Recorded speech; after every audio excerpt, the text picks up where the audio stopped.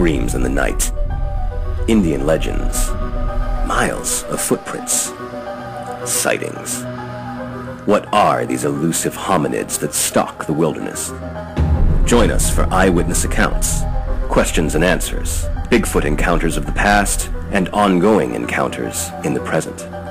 Your host, two-time witness, field researcher for 43 years, William Jevning. Welcome to the mystery. Welcome to Creek Devil. Hello everyone, welcome to another edition of Creek Devil. Our guest today is Corey. Is it okay to say just the general region you're in, Corey? Or? Yeah. Okay, he's in East Texas. Folks, you'll have to excuse me, I've had this cold kind of on and off for a few weeks now, and it's kind of playing heck with my voice, so Tom and Brian will be doing most of the talking this evening. So, Brian, I'll have you go ahead and take it away. Sure. So Corey, this is the first time I've heard about your experience. So can you tell us a little bit about what happened in your encounter? Yes. Well, it's funny because my brother was on the show a few months back, and I didn't even know this had happened to him, and then I had randomly found this upon looking at stuff on YouTube. So I immediately called him and I was like, "Hey, do you still remember where that spot was where that happened at?" And sure enough, he still had it in the GPS, the exact location. So me and 5 other friends decided to take a trip out there one afternoon.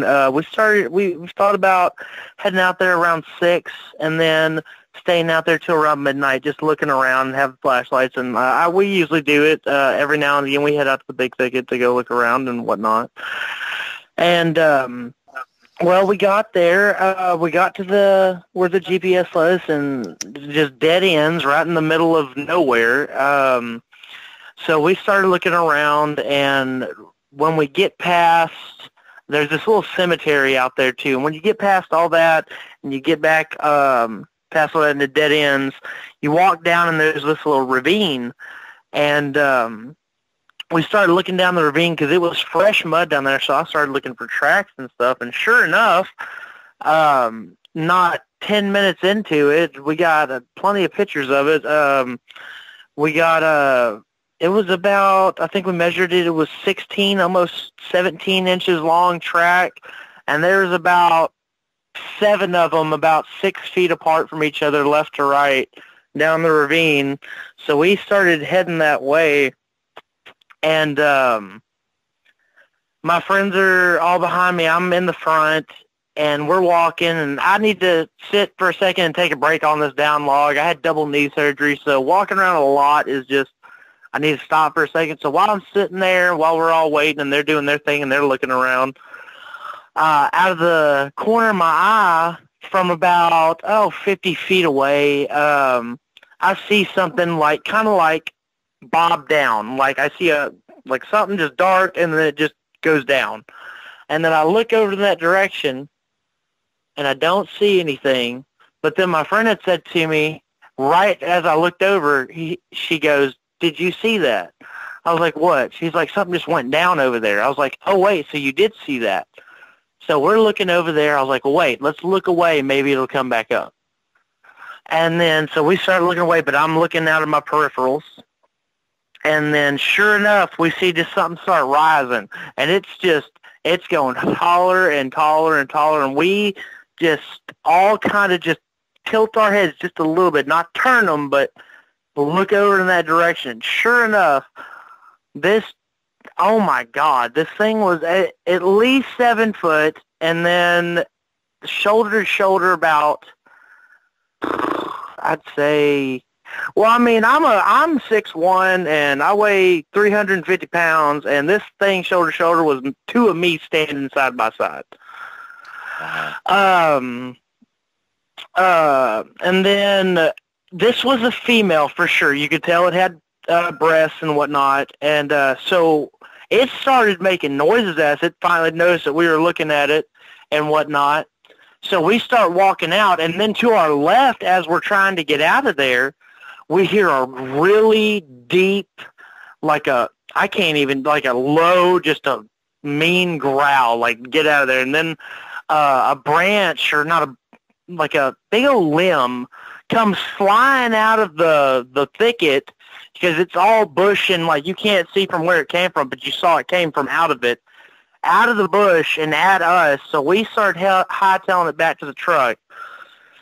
And so I get back to the truck, everybody gets in, I pop my headlights on, and there's the female, and then off to the right where my lights are shining, and I put them on high beams, was, I'm just going to figure a male, because it was much bigger than the female. They were both black matted, kind of gray hair.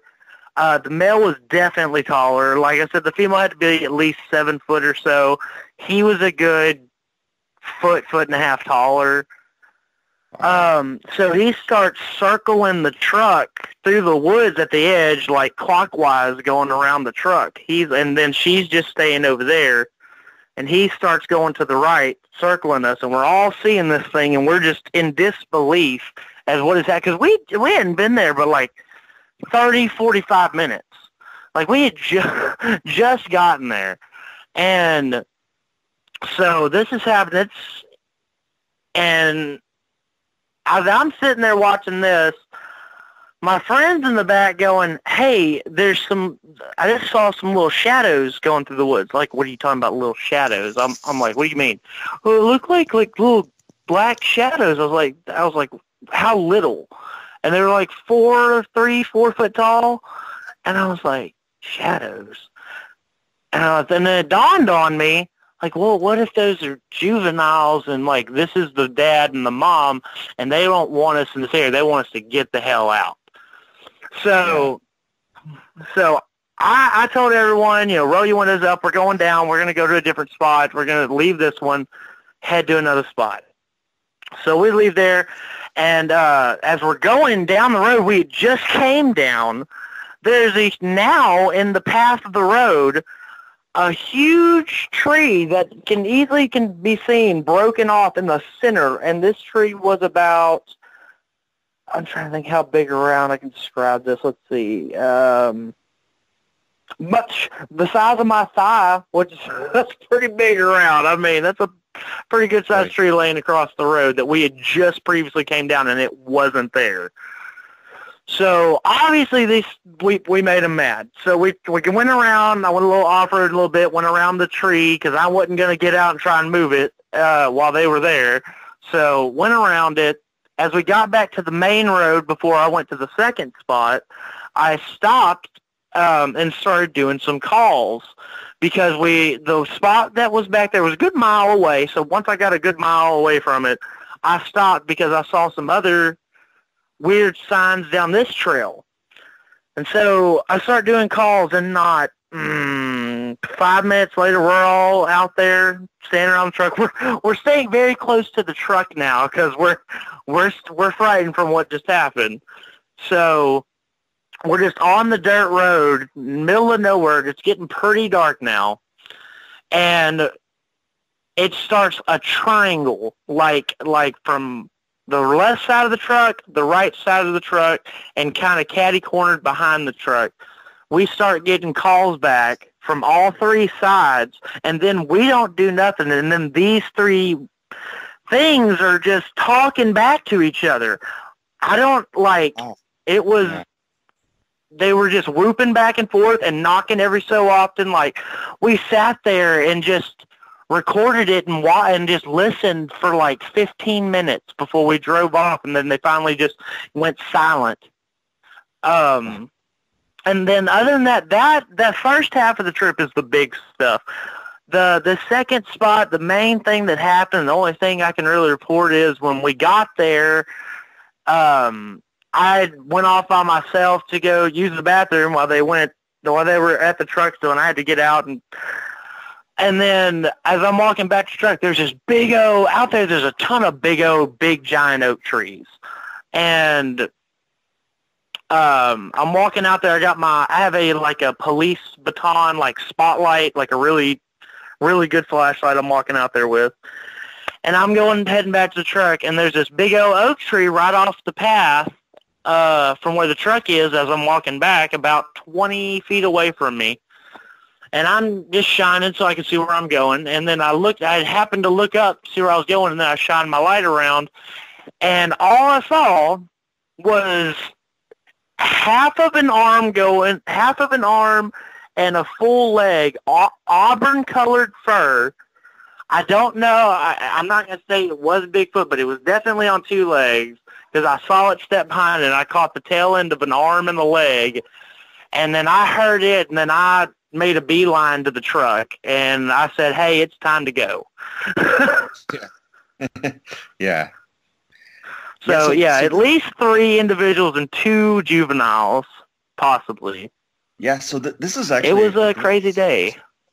Yeah, that's a great story. I wanted to ask you, because you said that at one point it almost felt like you were in a triangle. It did. It felt like they were surrounding us. Yeah, do you think that they were... You said that they were communicating. Do you think that they were, like, speaking a language, like, back and forth, or... It sounded like whoops and like woo, like I can't really, it wasn't just whoops, it was all kinds of different kind of like audible like whoops or ooh or like I can't really describe it or do it. Yeah. But yeah, they were making a lot of that and knocks on the trees. But you definitely got the feeling that they were communicating with talking to each other. Yes, 100%. Yeah, that's really interesting. 100%. Never seen that or heard that. I've been out there so many times to go do this, and I've never, ever had anything like that triangle thing happen. And we were just sitting there in awe, just listening. Yeah. I mean, I imagine that you were pretty scared at that time. Oh, I was. I was shaking. I was like, but at the same time, you know, you're just like, wow, this is really cool at the same time. Yeah, yeah. Now, how far apart do you think that they were with each other?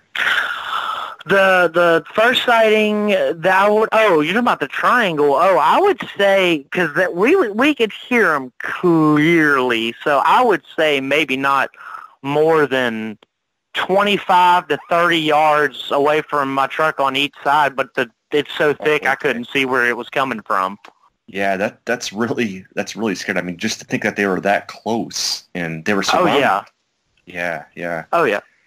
That's why I was like, when I saw the Auburn one, I don't know if that was or not, but it definitely was walking and was big and was stepped on that tree. And then I heard it breathing, and I was like, okay, I already had that happen back there. Now this thing's right here. It's time to go. Yeah. You know what's really scared too, to think that, like, you just know of maybe the triangle, like the maybe 3 areas, but there could have been a lot more, actually. Exactly. That's what I was thinking. Yeah. There could have been some even closer that we couldn't have seen. Like, it's so thick back up in there. Like, you really can't see far. By chance, did you get a chance to look at their eyes at all? Was there, like, an eye glow? The eye glow, yeah, there was actually, because I had shined my spotlight on one of them, and his eyes were glowing like a yellowy, almost a bright yellowy with a hint of orange in it. And they were about, I'm trying to think with my fingers, like if you look at the head and the eyes were pretty far apart. They were about, I wish I had a ruler. I mean, I would say 4 to 5 inches apart sounds about right. Yeah. They were pretty big. Like, you could see, like, this thing's head was massive. Yeah, yeah. The male's was at least. I didn't get a good look at the female, but I got a good look at that big old male, and he did not look like he wanted us there. Yeah, he was probably pretty pissed off, right? Yeah, he was. When he started circling my truck, I started panicking. Yeah, yeah. You know, that's interesting, too, though, talking about like how your friend saw shadows and how they could be children. Yeah. It just goes to show like how many of those creatures could be out there and nobody's... Exactly. Because I didn't even think about it. She didn't she told me that, and I looked for a split second because I was just keeping my eyes on him, and I looked and I didn't see anything. And then like a few days later when we were at home, she was explaining to me more what she saw because I was in the moment and I wasn't really listening. And I was thinking, dude, those could have been little juvenile Sasquatch, and that's why they were running those out. It just dawned on me a few days later, like, oh, that's probably what happened. And I just didn't, and I just saw the juveniles from Slitsayer saw a shadow, but apparently not just her, but 3 of the other friends saw the same thing she saw, but didn't say anything about it. And then we were all talking about it a few days later, and that's what we came to the conclusion of.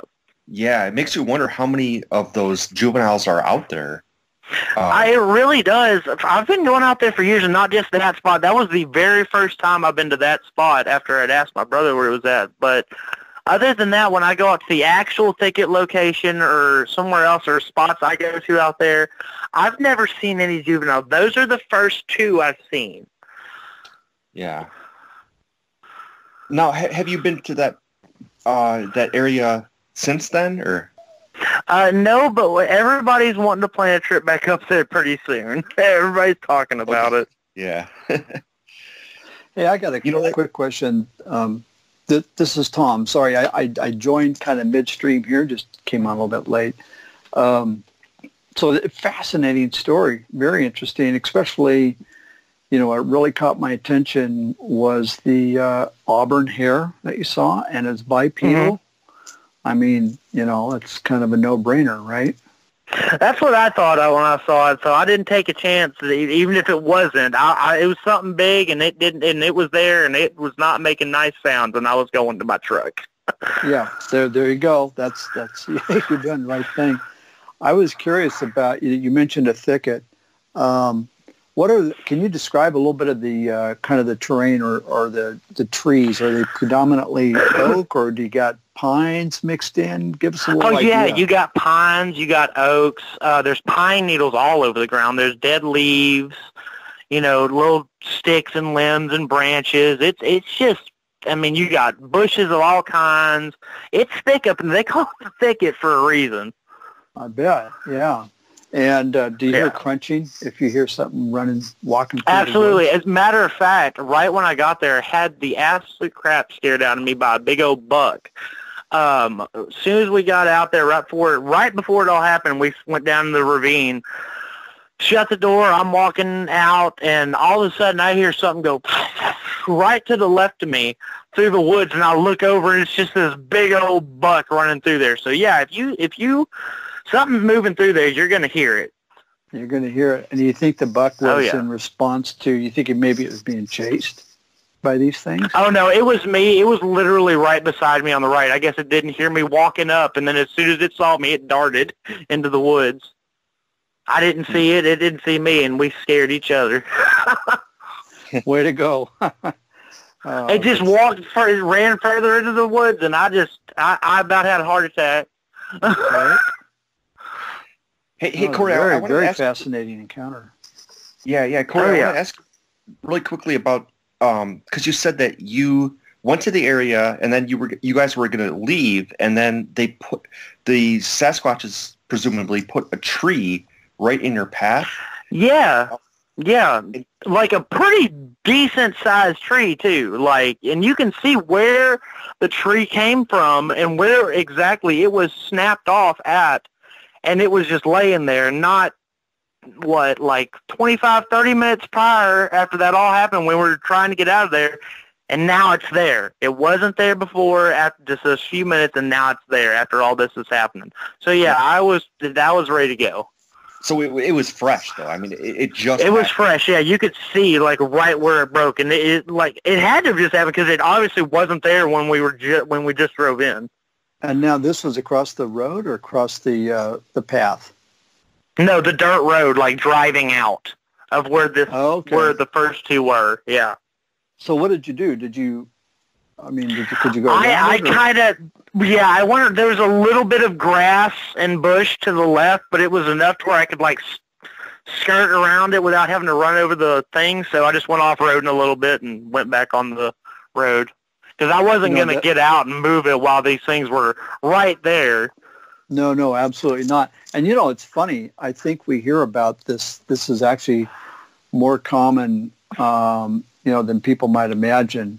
So they're very interesting. Yeah, I wouldn't have got out either.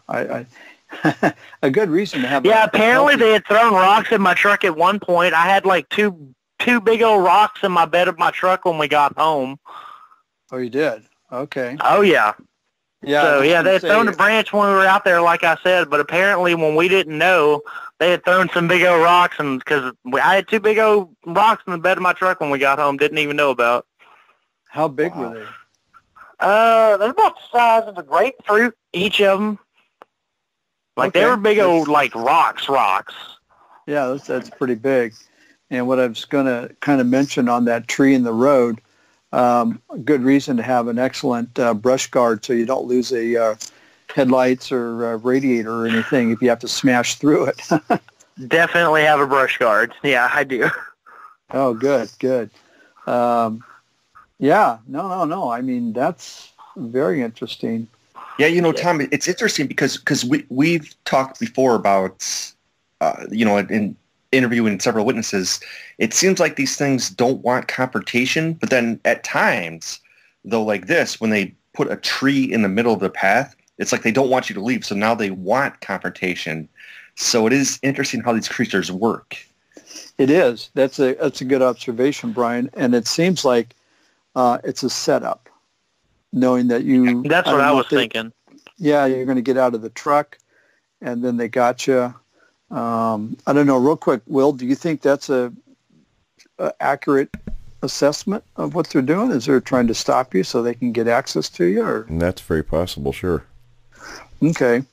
Yeah, and like I said, Corey, we do hear about this. So I wouldn't be surprised if there have been some serious incidences involving where you either a rock, heavy bunch of rocks in the road, or a tree, and the people get out, and then it becomes a very nightmarish situation. Yeah. For sure. That's what I was thinking when I saw them rocks in the back. I was like, man, if this would have hit one of us, like, this could have, actually, hurt us or killed us. They were pretty big. Like, they would have hit somebody on the head from a distance. Oh, yeah, it could have easily killed somebody. Yeah. Yeah. And Corey, too, I don't know if you had a chance to listen to our show from last week, but we were talking about the fact that it seems like the population of these creatures is growing.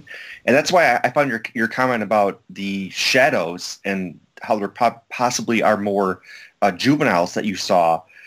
I think it's probably growing, I think. And honestly, I hope it is growing. I love going out there looking for these and studying them, and it's just a matter of fact. I have a Bigfoot tattoo. I mean, I've loved this since I was little. I really hope they are growing. I hope one day, the species does get recognized and protected and whatnot. And I really do hope that. I really hope they are growing. Yeah, it's going to be interesting to see how things happen in the future. Yeah.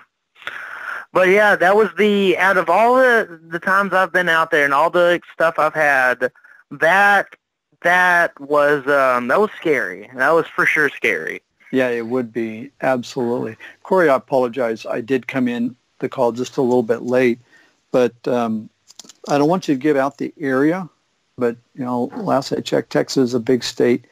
Can you let us know, in case you haven't already, what, West Texas, East Texas? It's near Saratoga.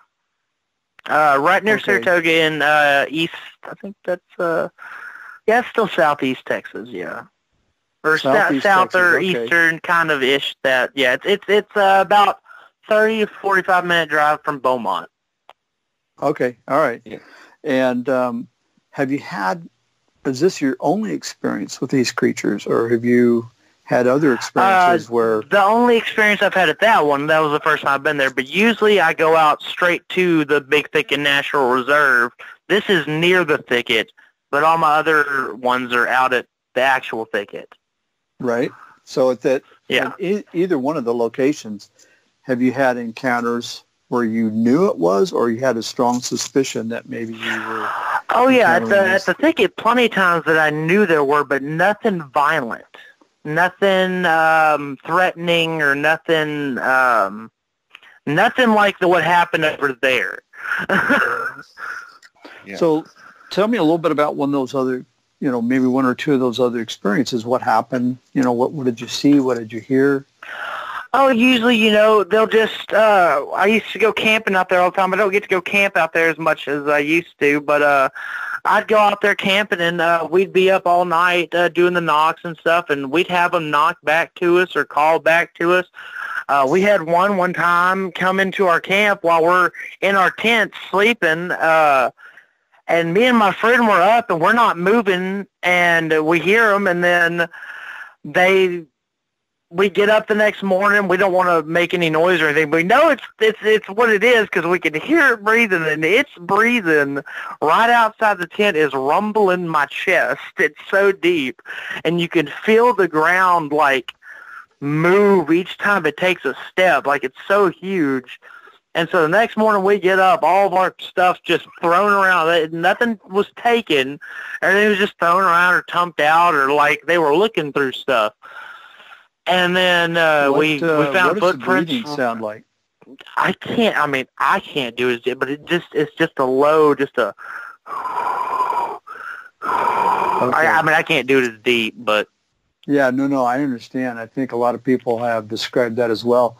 I was curious because some people have described it, not all of them, but once in a while they describe a raspiness, like it's like something. Yeah, really I've heard that in some. I feel like those may be the ones that are like maybe sick or kind of older, because I have heard that breathing too out at the thicket. Okay. The raspiness. So I will agree with that. Now, Corey, I wanted to ask. Go ahead, Brian. No.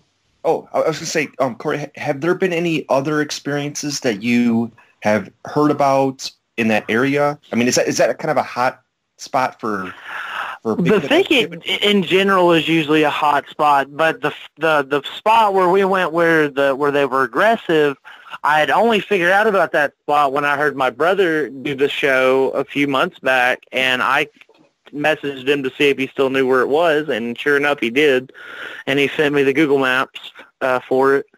Yeah, what was so obviously I would say Aaron. Oh, okay. Yeah, I know we had him on the show before, but yeah, okay. Interesting, yeah. Yeah, but we went out there, and yeah, it was. I would say it's pretty hot out there from what happened. Yeah.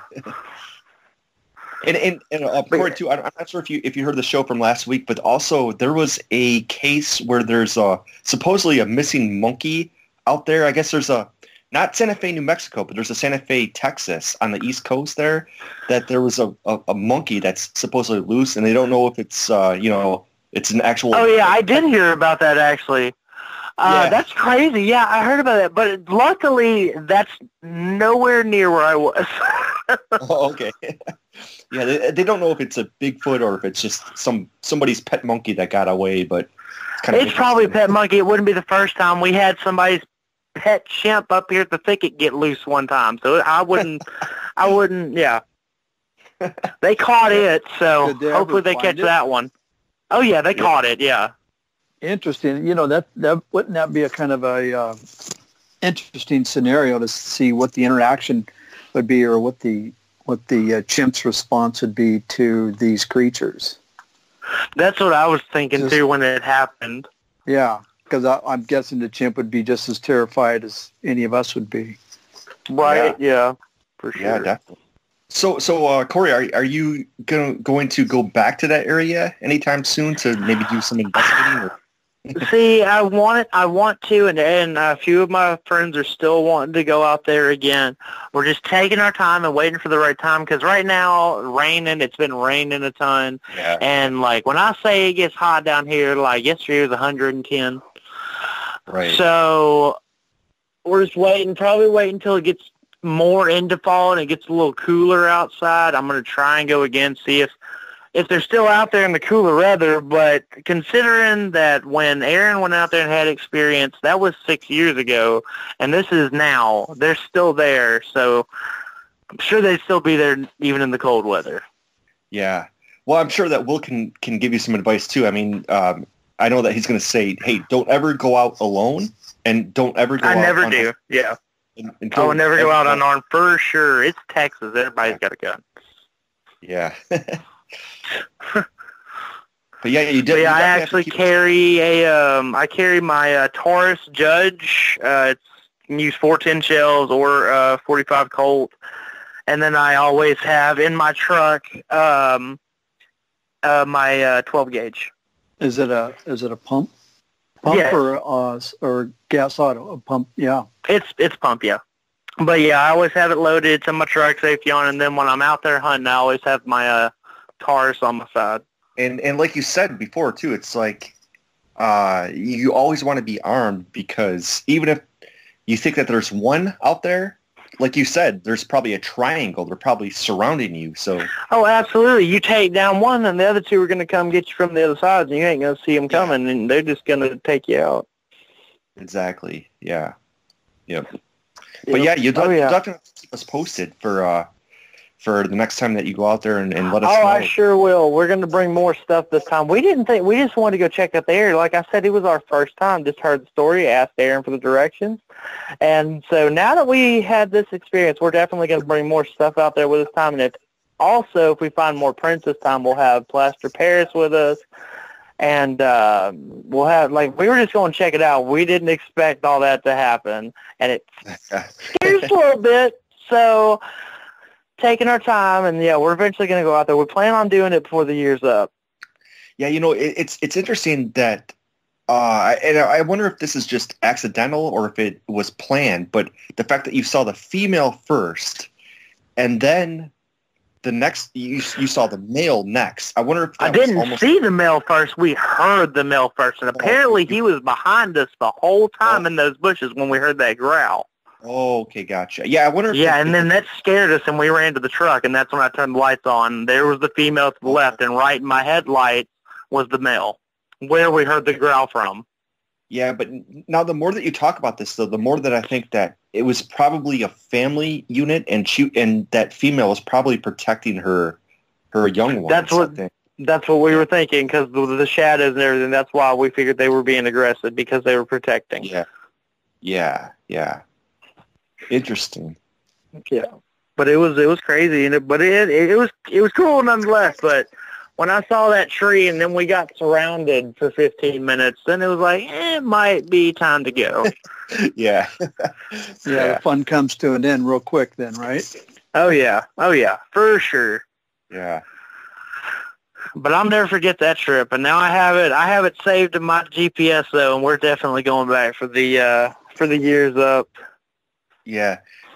Hey, also next time, just a recommendation. Try to get video if you can, because that would be awesome. That's what I would love to do. I was so shaken. I forgot to even pick up my phone when this thing was right in front of my headlights. Like, I'm just looking at this thing staring at me, and then starts walking around my truck. I ain't even moving my eyes off this thing. Oh, it's a very common reaction too. But it would be great one of these days if we can get video of...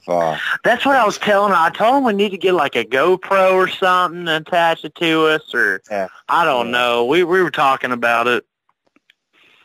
Yeah. But Corey, that's very common. Most people, I would say the majority of the time, you see one of these things, you don't need a video for you because you know what you're seeing. Exactly, video is really for other people. And you're really in kind of a fight or flee mode at that point, right? Pretty much. I had already unlocked my gun from the rack in my truck, and I had it in my hand. Like, if this thing charges my truck... Right. Like, as it was looking, it started walking. And hey, Corey, real quick. Did you see more than one of them, or did you just see the one?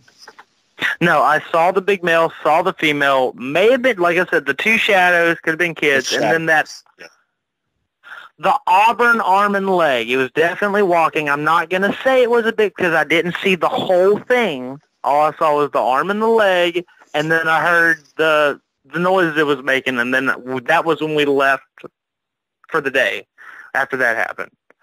Well, what else could it be? So the question I was going to ask was, what was the color of the other ones? Like the one that was in the other ones, the The male was the male and the female were both black, but the male had a little bit of gray mixed in with his fur, and his fur was a lot more matted, whereas the females was still matted, but they not near as bad as what the males was. And the smell surrounding my truck, I smelled like I was just parked in a sewer.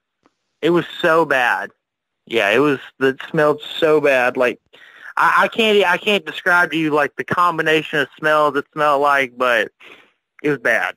You know, that's interesting because I think that Will's second encounter, he saw a male, and it was also kind of the grayish color. Yeah, it definitely had some gray mixed in with its fur, with its black. Yeah. Yeah, because most of the time we think of them as being like dark brown or maybe auburn, like reddish. Mm-hmm. But yeah, there are reports of them being kind of grayish or even in some cases being all white fur. Oh, so, yeah. I saw that one. I forgot the video of that one. It was somewhere in Texas. I remember it was in the backyard, and that big old, he shines his light on the white Bigfoot, and it runs off. Yeah. And you see the face of it. I don't know if you've ever seen that video, but I always love that video. Yeah. Yeah. That's a really good one. Yeah. Interesting. Okay. Yeah. Very, and I agree. Very, very scary encounter. Yeah. And I mean, Corey, just maybe one of the last questions here, but I mean, when you were in that experience, though, that had to be one of the most, like, the scariest point of your entire life. I mean, you must have been just freaking out, right? Oh, dude, you have no idea. Like I said, I'm a pretty big guy, and I had double knee surgery.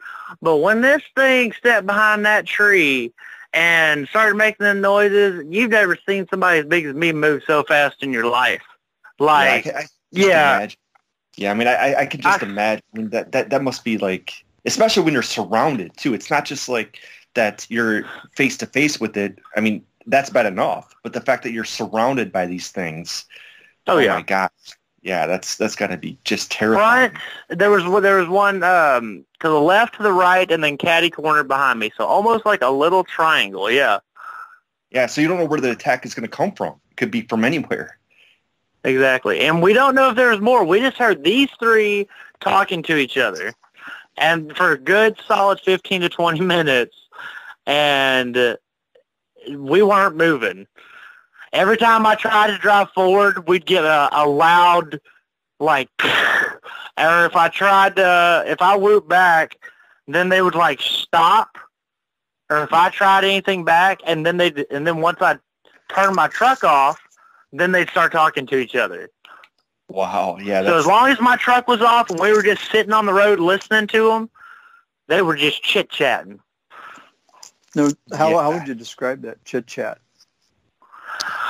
Like I said, it's just whoops, knocks, and like the weird little, I guess I'm just going to say monkey sounds like ooh, and like ooh, or like weird like little grunts and whoops and howls and yeah. Right. Really sounds like they were trying to intimidate you as well. Oh, yeah, for sure. Yeah, I wouldn't doubt it.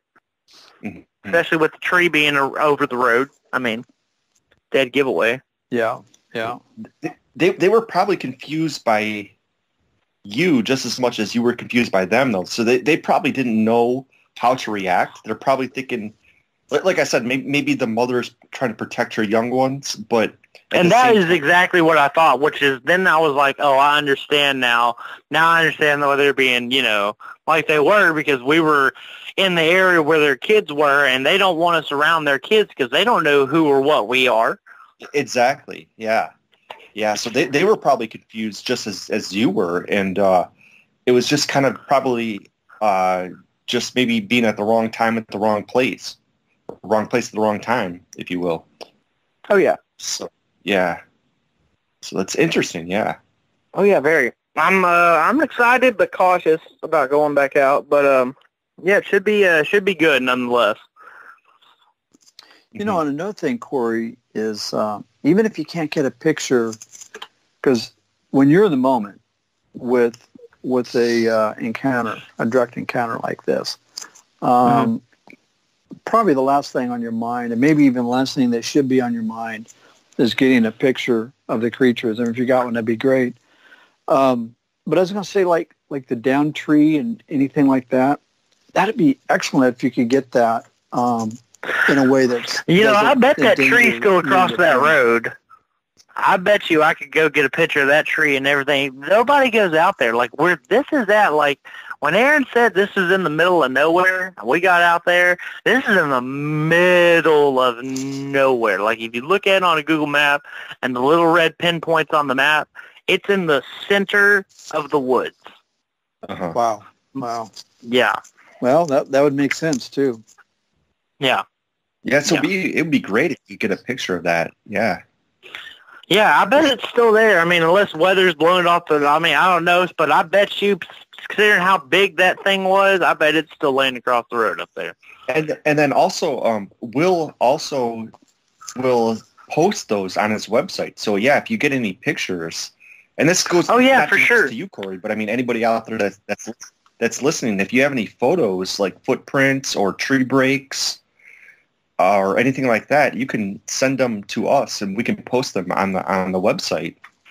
Yeah, okay. Well, I'll for sure do that then. Yeah, like I said, it was in the moment. Didn't think about taking any pictures, and we weren't there long, and then we were just kind of just ran out of there. It feels like, but I will for sure. Yeah, we already got plans of doing. We're gonna have GoPros. We're gonna have the cameras ready. We're gonna have plaster pairs in case we do, because we found a really good print last time, and we didn't get to do anything with it because that's when we ran out, and then. So for sure, this next time we are going to be prepared, and hopefully I can send y'all some pictures or some video or something. Yeah. Just so for not just you, Corey, but anybody out there, just send them to creekdevil.com, and yeah, we'll be happy to post those. So alrighty. Always look forward to like new evidence and so forth that we can put on there. So yeah. All right, sounds good. Yeah. Awesome.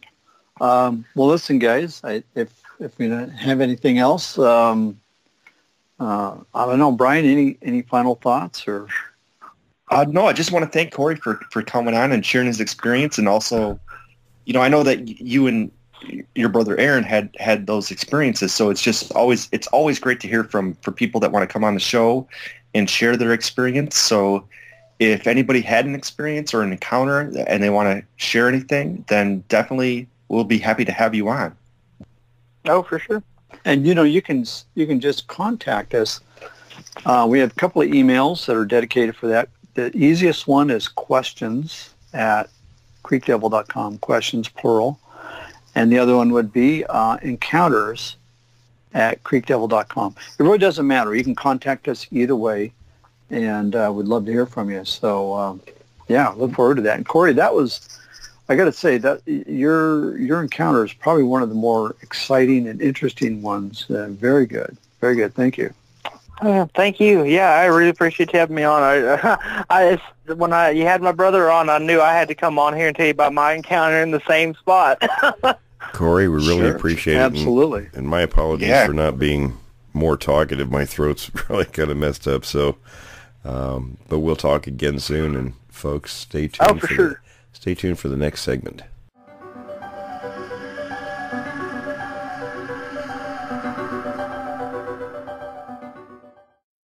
Hello, everyone. Welcome back to the Q&A segment.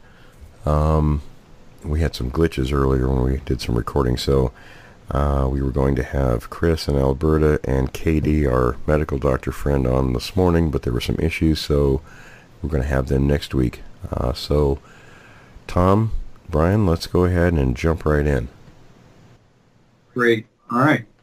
So I'm going to start off with questions that we have from our listeners. And again, I just want to thank the audience out there for these fantastic questions. They're very good, and they help our kind of overall understanding of this topic. So this one comes from a gentleman, I believe he's up in North Carolina. His name's Chad. Will, the question he has is, why hasn't Bigfoot been caught in some sort of a trap? He says, I know critters are really smart, but there's nothing that's immune from getting busted once in a while.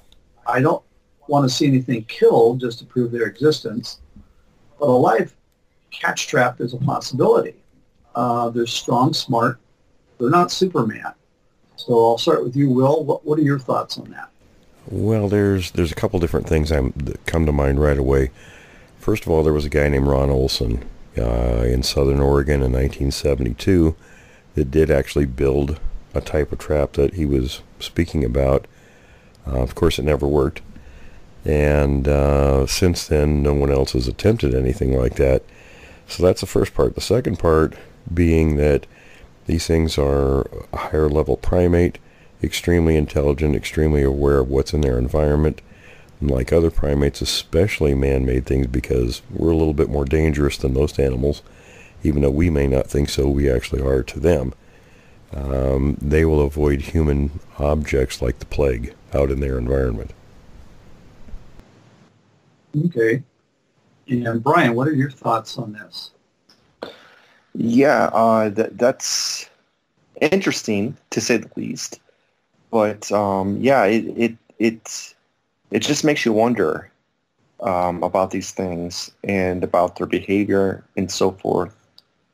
But yeah, kind of interesting. Okay. Yeah, I'm just going to throw in a quick comment. I've actually seen this thing, and I can't imagine anything even with less intelligence than a Bigfoot climbing in there to get there. All right. Next question, same gentleman.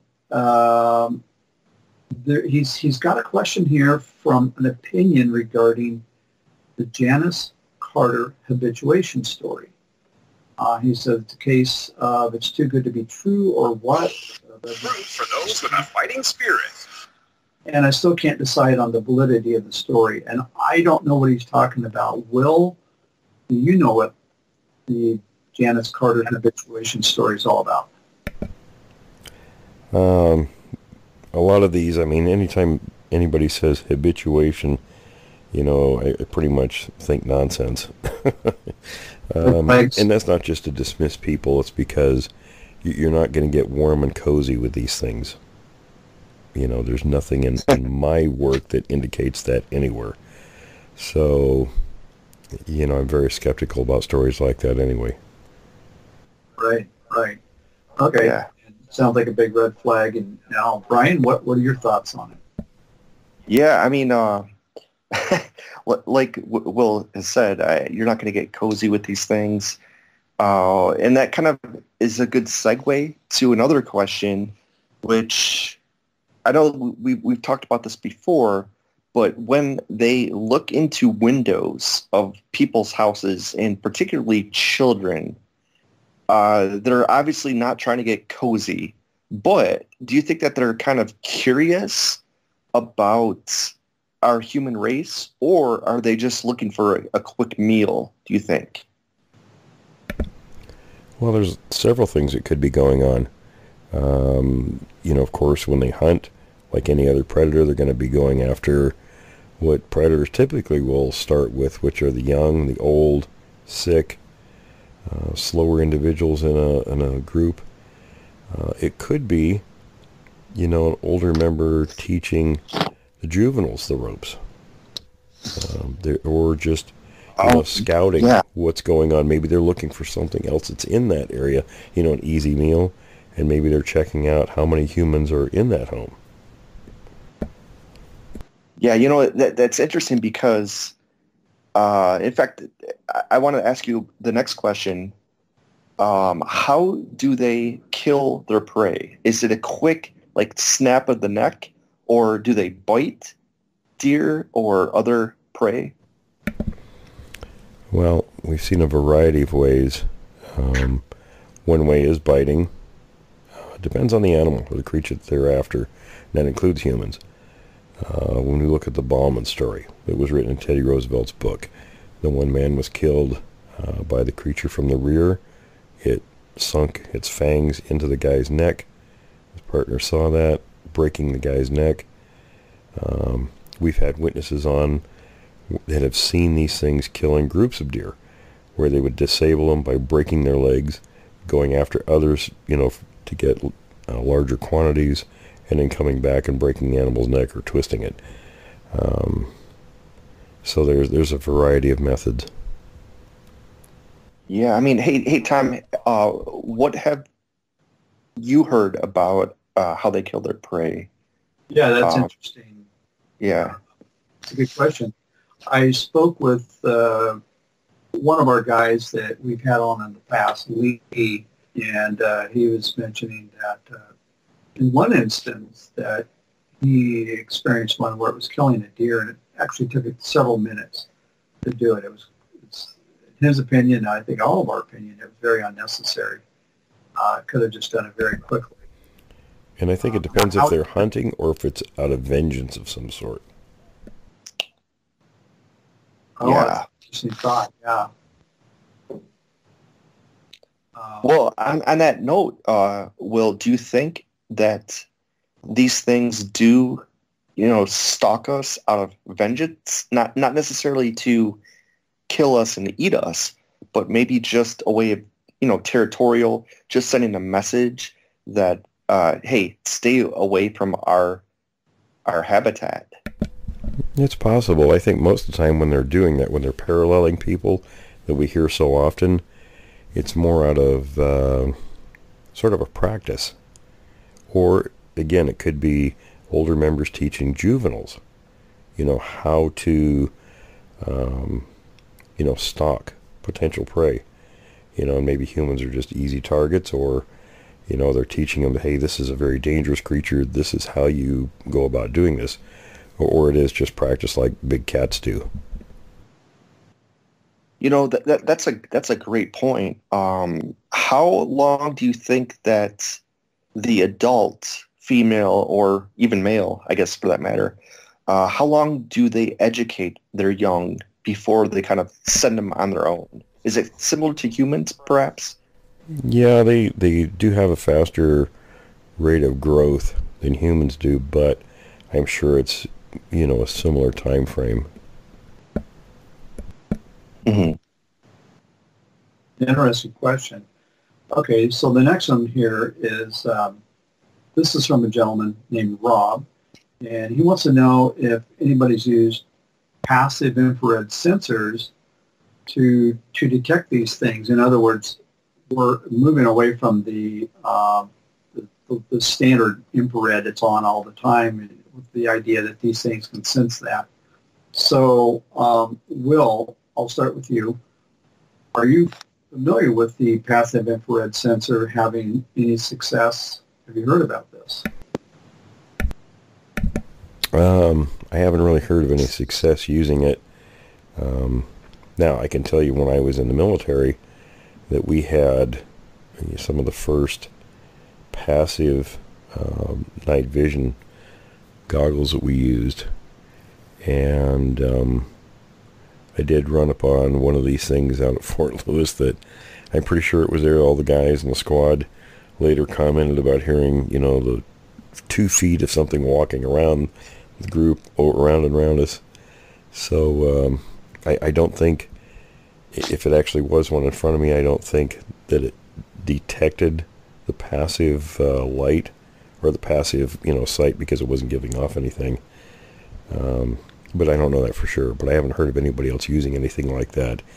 And if you've got something set up out in the woods, again, these things are keenly aware of what's in their environment. And like when you read about other primates, when there's man-made objects in their environment, they're extremely wary of those things, and these things are as well. Doesn't that make more sense, too, that these things would be aware of, and especially if they're nocturnal creatures or predominantly nocturnal? Yeah, I don't think it's necessarily what they see in terms of, the object emitting some form of light. It's probably more about just the object being there. Right. And I've actually heard of studies where that have been performed with a variety of apes, orangutans, chimpanzees, and even the gorillas, where they put these things out there, and to a T, every one of them detected it, and the majority of them would go out of their way to avoid it. So they had some sort of skittishness about these things. Exactly. Hey, Will, if you don't mind, Could you elaborate a little bit on that story in using the infrared or the passive night vision story that you saw went up in? Oh, yeah, this was probably late 80, early 1981. I was a squad leader with the 5th Cavalry at Fort Lewis at that time, Delta Troop, and we were out in the field. They dropped us off with the helicopters, and I don't remember, what sort of training we were doing, mostly ambushes and things like that. And I got a call from my boss on the radio saying that there were going to be no one in our sector that particular night to go ahead and stand down, basically, let the guys have a good night's sleep. So I decided I was going to continue training for a little while. This was, I don't know, must have been around 10 p.m. Cavalry scouts work mostly at night, so I wanted the guys to get a good amount of training in before we stepped down for the night. So I divided the squad into the 2 fire teams, told one to go set up along this road we were on, up one direction, the other fire team down the other way, and I had my radio man in tow, and I picked a spot in the tree line for command and control purposes for the 2 fire teams. And as I entered that, and we first had, this is when I first came out with the ANPVS 5 night vision sights, or night vision goggles, and I was given a set to try out, and we walked around in the woods, and I had the guys hold onto their web gear, in a straight line, and I would lead the group down hills and through all sorts of natural obstacles, and they worked pretty good. They worked far better than the old starlight scopes they used in Vietnam that we hated. They were awful. But so as I walked into this tree line, and it was a very small opening under these trees, and all it looked like to me was this. I thought it was a big stump at first, a really big one, probably 7-8 feet high and about 4 or 5 feet wide. There was lots of those out there, until it moved from my right to my left about a foot, and I just froze. And it wasn't any more than 10 feet or so in front of me, and that's all I could make out was just this huge dark mass moving, and the hair in the back of my neck instantly went up. My skin went cold, and I started backing up, and I told my RTO, I said, get out, get out, get out, get out. Just keep backing up. This poor kid, my young PFC, he had no clue what was going on. I'm telling him to get the hell out of the woods now, And then I yelled for the rest of the squad to rally on my location, and it was in sort of a wide open area with grass, and there was a lot of trees surrounding it, but it was dark, and nobody could really see anything. And I put the night vision goggles away in their case, and I told the guys, I said, okay, we're just going to hunker down here and crash out for the night. So the guys, what they did is you pick at your buddy, and you sit back to back, and then you can sit sleeping like that. And I had them practice doing things like that so that they could be ready to move at a moment's notice if we needed to. And I thought in that situation, if what was going on was what I thought was going on, we needed to be ready to move at a moment's notice. So we sit there for a little while, and then pretty soon one of the guys says, hey, Sarge, there's somebody walking around us. And one of the other guys said, no, there's nobody out there. There's no aggressors for many miles from us.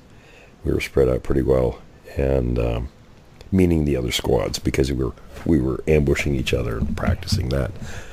So I knew because of the helicopter drops, they were a long ways away. I said, no, you're hearing things, there's nothing around. And a couple of other guys said, no, Sarge, we can hear somebody walking around us. It was 2 feet. And then pretty soon one of the other guys says, hey, Sarge, you're from here. What do you know about Bigfoot? So I told him what I had seen with the night vision device. And we had this little discussion. And I told him about my own experience when I was 16 in that area. And the guys were all, they were dead set believing that one of these things was out there and it was circling the squad for a while and then eventually left. Well, do you think it was? I think it's highly likely it was. Yeah. I mean, there was nobody else out there. Yeah. Well, they must have really been wondering when you first saw this thing and you're like, get back, get back, get back. I about crapped myself. What's going on? I'm like, oh, you got to be kidding me. Not again is one of these things in my mind. Like, geez, I went through this when I was 16. And I was probably, all of 22 at the time. But I didn't feel so bad. I figured, we had, I had a 15-man squad. So there were 16 of us out there, and 2 M60 machine guns. Everybody had an M16. We had tons of blank ammunition, so I figured, if nothing else, we're going to make a hell of a lot of noise and a light show out here. We're not going to hurt anything, but we're going to make a lot of noise. That was my question. I didn't think you'd have live ammo, but yeah, you had blanks, so yeah, you can make a racket. Yeah, I mean, we practiced a lot with the machine guns, so the old M60 was a pretty reliable weapon, and even with blanks. And if nothing else, like I said, we could have we had thousands of blank ammo rounds for the machine guns, so we could have made a hell of a lot of noise. Will, because Tom asked such a great question, because we've heard before, and you've also said too that these things know when there's a human presence. If somebody puts up a security camera and they're trying to capture this creature, they are smart enough to know that something is going on. They want to avoid human presence. But I think that we also had a question from Chris earlier today, and he was talking about how maybe there is a certain sound with those infrared cameras that they give off, maybe unintentionally. And do you think that maybe that could be one of the reasons why why these creatures avoid those cameras? Well, it's possible. I mean, my sources told me that these things can see infrared light. If they can see that, it's if you've ever seen infrared light, especially through a lens, and I'll give you an example. When I was stationed in Germany, I crewed on an M60A1 tank for a while as a driver, and the tanks then, that particular tank carried a big searchlight on top, and it had different light sources. And I'm sorry about that. So when they'd use infrared light, and this thing was like a big television, the old style tube television sitting on the gun, and they could throw infrared light out a mile away and light up an area like it was daylight if you were looking through the sights of another tank, to identify those targets instead of trying to do it in the darkness. But obviously, smaller IR sources aren't that powerful, but any indication that something is in their environment that doesn't belong there is going to trigger them to make different choices about what they're doing as far as that place goes. They take notes. Right. Now, whether it's they see something, they hear something, they could have observed the person placing that object, without that person being aware of it, so they were going to avoid it anyway. Could it even be something as simple as pheromones? Okay. Now, wait a second. Can you elaborate on the pheromones they're putting off or something else? Well, a friend of mine years ago, and I talked about this, and it was actually his idea. He said, what do you think about, when people, especially when they have, the feeling they're being watched or something of that nature. And he says, it's possible that it's pheromones that might, because even us, now we don't have, in terms of smell, don't have a great sense of smell in terms of picking up very small particles. However, because people are always trying to say that, dogs are far more superior than humans. Well, yeah, they can pick up small particles, but they might only be able to identify maybe a dozen of those particles. They pick up something, but they may not know what it is. Where humans will pick up something, it might take a little bit more to pick it up by our noses, but our brains can identify over 50,000 different items. So you might rethink that when people brag so much about dogs' noses, when our brains are far more superior. In terms of pheromones, though, we might be picking up something from the Sasquatch that triggers a genetic memory.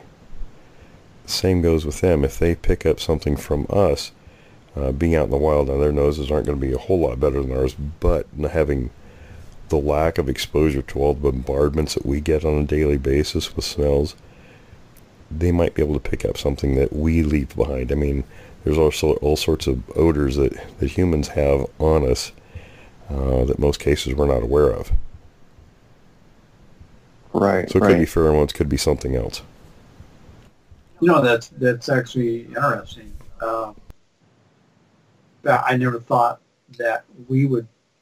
Is that what you're saying? That possibility that humans may also put out a pheromone, or? I suppose it's possible. I mean, I would have to wait for KD to come on next week when we, being that he's a doctor, would be more knowledgeable about that sort of stuff than we are. But it could be something as simple as soap, deodorants, whether a person smokes or not, what they ate. There's just all sorts of things that we come into contact with that we're probably very unaware of that other creatures might pick up on right away. That goes back to the unnatural things in their environment that puts them on notice, puts them on red alert.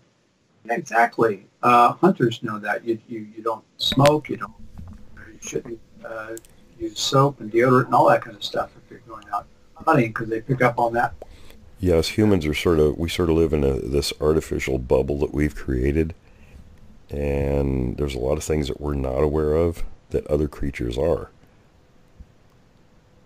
Yeah, that's interesting. I thought about that. So that's Now, Will, here's kind of a follow-up question to that.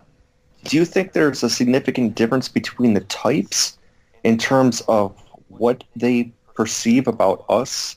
I mean, whether we're talking about senses or just in general, are they more curious? How does that vary through the types? I mean, like maybe Mr. Black has talked about that. We haven't really discussed it. I should ask him, though. It's possible, certainly. But at this point, it's something we really don't know, but I'm sure there are some variations. Yeah, and you think that the type 3s are probably the most dangerous, I think you said? I don't know if they're more dangerous. I'm sure because they have that elongated simian face. Their sense of smell is probably better than the other types. Because they have more of a nasal passage for nerve endings to drag particles across. Mm-hmm. Yeah, I mean, because I think that obviously, Patty would be an example of a type 1, but it's almost like that she wasn't necessarily aggressive. She was maybe trying to lead the, Gimlin and Patterson away. It wasn't like she just came out and attacked them, but I think that maybe the other types, like the 3 and 4s, would probably be a little bit different than Patty. It's interesting that we could focus on that just a moment. Now, that's one creature that we have 2 different situations recorded of its behaviors, and they're very different in both cases.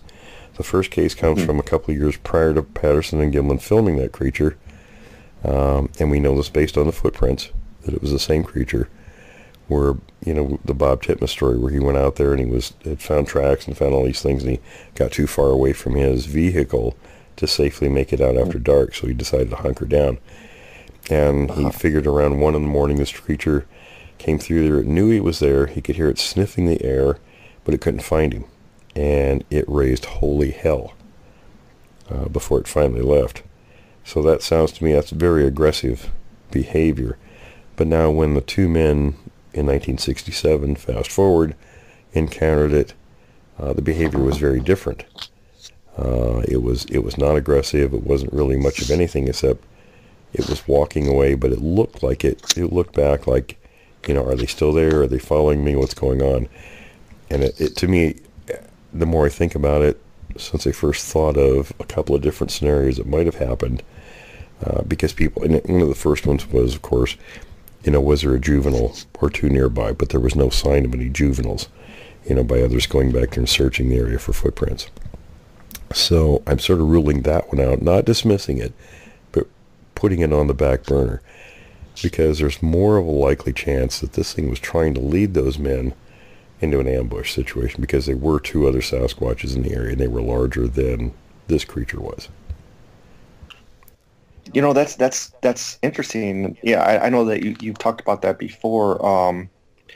Were you kind of surprised that Patty in that film, I mean, is from what we can see, that she wasn't really aggressive? I mean, she probably would be aggressive in real life had that tape continued. But were you ever surprised that she was kind of not as aggressive towards the men as maybe she should have been? Well, it made me question it, and especially after talking to Bob Gimlin a few times years ago, he said he was closer than Patterson. He got a better look. He said it was not very happy looking. It actually said it actually looked rather aggravated at their presence. At least that was his impression. Then you look at the larger context. First of all, 2 or 3 years prior, it was very aggressive in the Bob Titmus case. In '67, when they encountered it, not only did it walked away, and then that was everybody's impression, it just simply walked away. But when Bob Titmus went there and searched the area 10 days later, he followed the tracks, and he found the place where it actually was partially hidden, and apparently stayed there and watched the men for quite some time afterwards. So it was almost like there was something else going on there, like it wanted them to follow it. Now, was it going farther to another location? We don't know.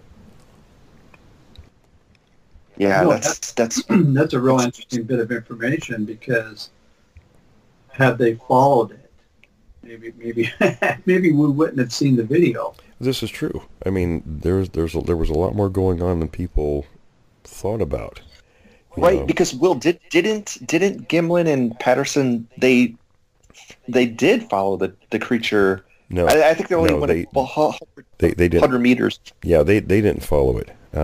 What they did was they had the film. They left the location to go to Willow Creek. They mailed the film to Roger Patterson's brother-in-law to get it developed. Because remember, back in those days, it wasn't instantaneous. The film had to be developed. They talked to Al Hodgson, of course, who ran and owned the Five and Dime store in Willow Creek. And then they went back up to the location and cast 3 of the footprints. And Wow. Yeah. And it rained that evening. Of course, they covered a lot of the footprints. And then they left. Mm-hmm. Yeah, and I know that we talked about this before the show, but the fact that Bob Herminius, it's interesting because he claims that he was the guy in the suit. Like, he claims that he was wearing a suit, and the thing is that when it came down to actually identifying the place, which was like about 10 miles into the forest, he couldn't even do it. So I mean, his whole story about how he was wearing the suit is a little bit sketchy. It's all nonsense. And I'll tell you something else. When you go out to a location where there are footprints, now if they had staged something like this, there would have been his footprints would have been all over the place too. And they weren't. They were only Patterson and Gimlin's footprints. They were the creature's footprints. And this situation, I mean, it went off, it hid in this location. Titmus went there and documented all this stuff. There was no sign of any third person there. Yeah. Well, and isn't it also true that his story not only changed, but he wasn't able to produce either the suit or the location where this happened? Yeah, there was it all fell apart. It was totally debunked. And then you also had Bill Munns. Yes. Who basically admitted that there's no way that Hollywood could have invented that back in the day, in the 1970s or 60s. Yeah, we've talked about this numerous times. When Disney was the number one special effects people at that time, in 1967, of course, they were shown the film, and their comment was, "We wish we could do something that good." So you have to understand, you have to go back and look at technology from 1967.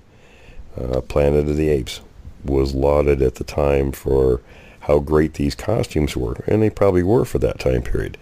And everyone sort of looks over the fact that the apes were wearing clothes. And the reason they were wearing clothes was because these suits had these big, huge fasteners on the back where the actor got into the suit, and they couldn't hide those. So they put clothes over it. So how are a couple of construction workers going to go out and invent something that Hollywood can't do? It just doesn't make any sense. Exactly. And there was no money to put into it or any of that stuff.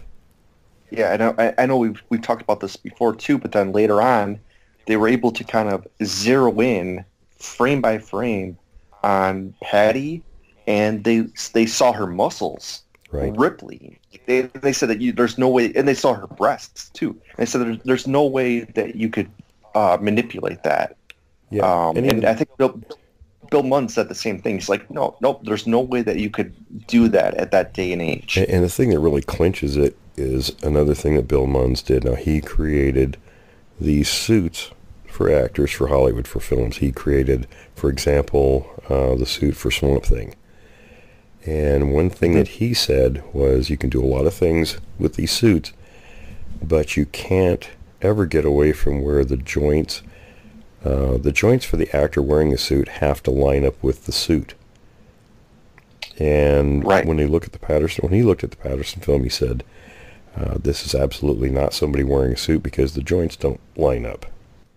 Yeah, you're talking about like how the arms are. The elbow is a little bit longer than. Well, where the elbow is, where the shoulder is, knees, things like that. Now you make elongated things like longer arms and longer lower legs. Yeah. But where the joints and hips and things like that are, you can't alter those. Yeah, the proportions were completely not human. Right, and again, we're talking 1967, not today where there's CGI. Of course, you can't take CGI out to the woods. I guess you could now. You could fake all kinds of things today, but not at that time period. I just want to comment also, speaking of technology, sometime back, using modern technology where you could stabilize the image so it's not jumping around, and the image is stabilized, but the background does all the jumping around. Somebody discovered that there's a herniated injury on her upper right thigh that would move perfectly the way a muscle should move if you had an injury up there. And it's pretty pronounced. You can see it. So again, that's something that, two guys, two construction workers had enough knowledge of anatomy to do that? Yeah, no. I have to laugh. Sometimes there was a comment a while back. Somebody said that, they didn't believe Patterson and Gimlin because Patterson was, he was like said he was a professional filmmaker and on and on and on. I said, I thought, no, he was a construction worker, is what he was. Exactly, yeah. He didn't even own the camera. He had to rent the camera. He had to rent the camera, and we know that because he actually spent a couple of days in jail because he couldn't pay the $25 rental fee. And back in those days, they would put you in jail if you bought something, even small items like that, and didn't pay for them. Yeah, and also, I mean, just looking at some interviews with Bob Gimlin, I mean, one interview I saw him where he was essentially talking to I think a college class, or it was just maybe a seminar or whatever, but he was answering all the questions, and you can tell that he is not bullshitting. I mean, he is telling the truth, and so that's another one of the reasons why I think that the film has authenticity is because the fact that Bob Gimlin is not a BS artist. And I'll tell you something about Bob. I haven't spoken to him for years, but when I did, this was before he would go out and talk about it. And he was very reticent to even talk to me at first about it. And because so many people had used and abused him over the years, and he kind of got dumped on. He never made a cent off the film, never even got recognition for a long time. And I sort of convinced him that, he deserved his place in history. He should go out and talk about it. Then he went and, of course, did that a few years later, but, began doing that. So But he had no interest, in any fame or fortune or anything like that. But, I rightly so, he did deserve his place in history and recognition for that place, even though he was just sort of the tag-along guy, you know what I mean? Patterson was the Bigfoot hunter, not necessarily Gimlin. He even says that himself. But he was there as a prime witness. Yeah. But I mean, even just listen to him in interviews, he's just such a nice guy, and he's telling people that, he would answer a question. He's like, no, listen, I'm telling you the truth. Whether you guys believe me or not, I'm telling you, this is exactly how it happened. This is exactly what happened that day. And I really totally respect Bob. And it would be great if we could get him on our show sometime. Yeah, he's a great guy. He was offered that $1 million. The producer of that show actually said, "Hey, Bob, hang on a second." He went back and talked to his producer and said, "Look, I'm going to ask him the question, the historic question, and I just need to know that we can do this. I'm going to offer him $1 million if he comes clean and says, no, sorry, we just faked the whole thing." And it took a little bit, and the producer came back to the guy and said, "Yeah, we'll give him $1 million if he says that." So he goes back and he says, "Hey, Bob, listen, this is your chance." And Bob, not a rich guy, he said, "Right now, if you tell us that this was a fake and tell us how it was done, I'm going to give you $1 million." And he said, he didn't even blink. He didn't even skip a beat. He just said, "Hey, listen, I'd love to take your money, but let me tell you again what really happened." And that's the integrity of this guy. He could have made $1 million, and he didn't, because he was just into the truth. Yeah, a lot of integrity. All right, I'm going to move on a little bit here, guys. Got a question from Denise, and I think Denise is, I think she's from New York. Okay, so sounds like we got a fan here. She listened to the latest Creek Devil, and there was a mention of a girl in Pennsylvania who went missing from her car. It was parked on the side of the road. Her valuables were still in the vehicle. She was never found, and she just wanted to know where in Pennsylvania this occurred. And this is a question that I'd actually asked Will, because I'd heard it somewhere, I don't know where. And anyway, the question that she has, I'll start off with Will, is do you know whereabout in Pennsylvania this occurred? The only knowledge I have is Western Pennsylvania. I don't have an exact location. Okay. And but it did happen, and that's kind of a spooky story, actually. Yeah, very much so. Yeah, because you get the impression that if you're in your vehicle, you're safe. You're probably okay, but that's not necessarily the case. That these things are really dedicated to getting you. Yeah, I mean, if they want you, they can get you. Have you? I'm just going to ask another question, kind of related to this. I have heard stories, and can you validate this or not, that they might throw logs or trees, break trees, or even put boulders in the road to stop a car to get to the occupants? It's possible. I mean, we have examples of them throwing things like that at vehicles. The intention, it's hard telling because we don't know the outcome. Most of the time, the vehicle keeps going, but... Now, Will, great. Kind of a follow-up question to that. Do you get any reports, or do you get a lot of reports of them putting objects in the way for people leaving? In other words, like maybe putting a tree, like breaking a tree and then putting it on the exit road so that people can't leave, and they're maybe trying to stalk them? I've heard that occasionally, but I just don't know because there really isn't proof that the Sasquatch did it. Now, I'll give you an example.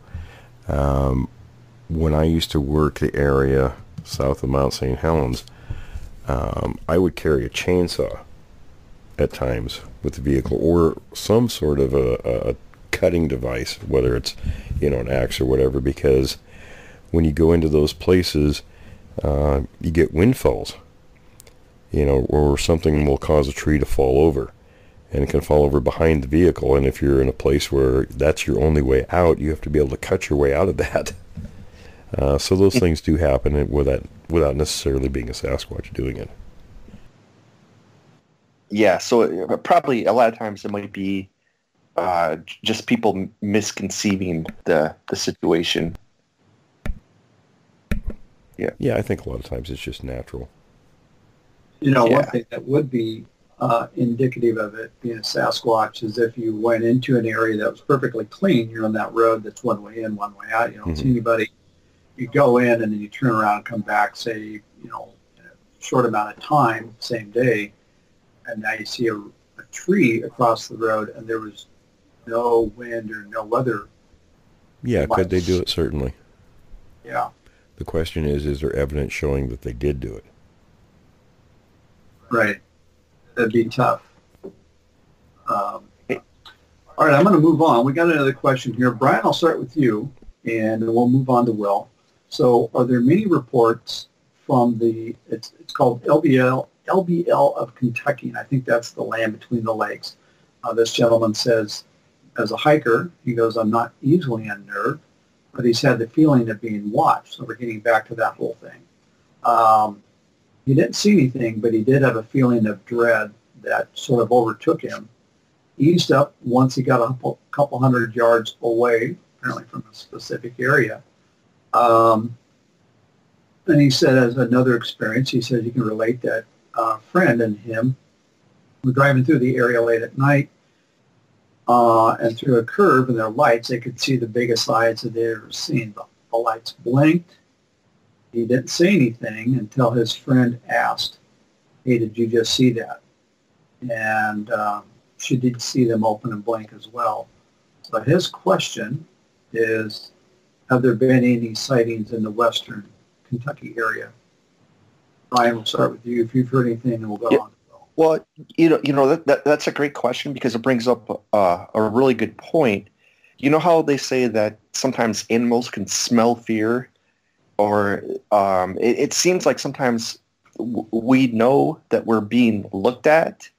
And I'm not just talking about hunting experiences, but I mean, sometimes you know that you're being looked at and you just kind of sense that.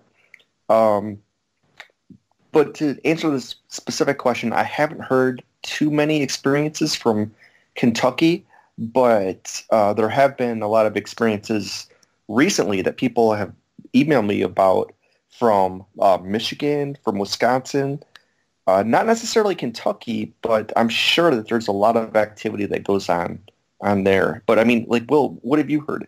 Have you heard any activity from Kentucky lately? Yeah, we do get things from there.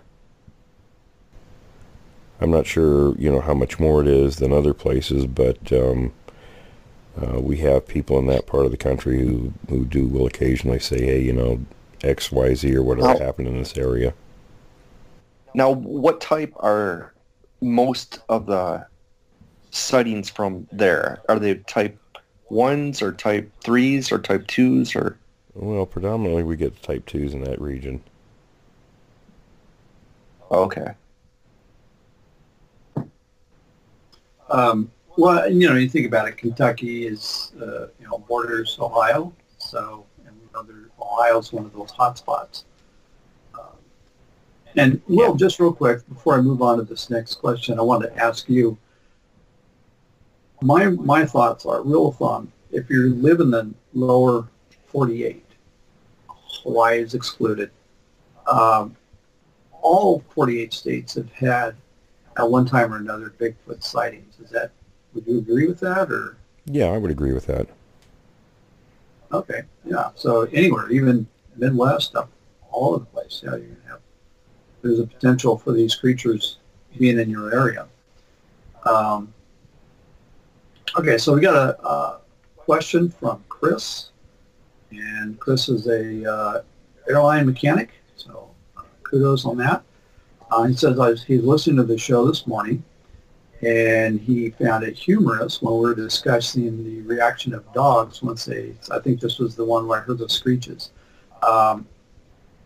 When we heard that dogs, they sense Sasquatches in the area, his comment is dogs are smarter than we give them credit for. He's wondering how he has something called a red-boned coonhound would react if the Sasquatch was around. He says it's a very tenacious dog when it comes to harassing critters and howling in the area. So he just wants to know if his dog would be, the one dog that would really maybe give these things a run for their money. Any thoughts, Will? Well, I kind of go back to, we go back to the film The Legend of Boggy Creek when that was going on. And at one point they brought in hunting dogs. And those dogs, as a group, refused to follow the tracks. So, I mean, without knowing what the specific dog would do in reaction to that kind of a encounter, it's hard to tell. But it's an unknown. But probably would not work very well. They might become a sack lunch. Yeah, I mean, well, as much as I've heard and experienced with dogs, typically they won't have anything to do with them. Well, let me ask you. Okay, if Willie back in the day, if push came to shove, because I know that he ran away, but if push came to shove, would he have gone after those creatures? I don't think so. No. Okay. What kind of dog was Willie? He was a collie. He's a collie. Yeah, he's a collie. Oh, okay. All right. Well, those are good hunting dogs. He was very intelligent. He he did attack. One time there was it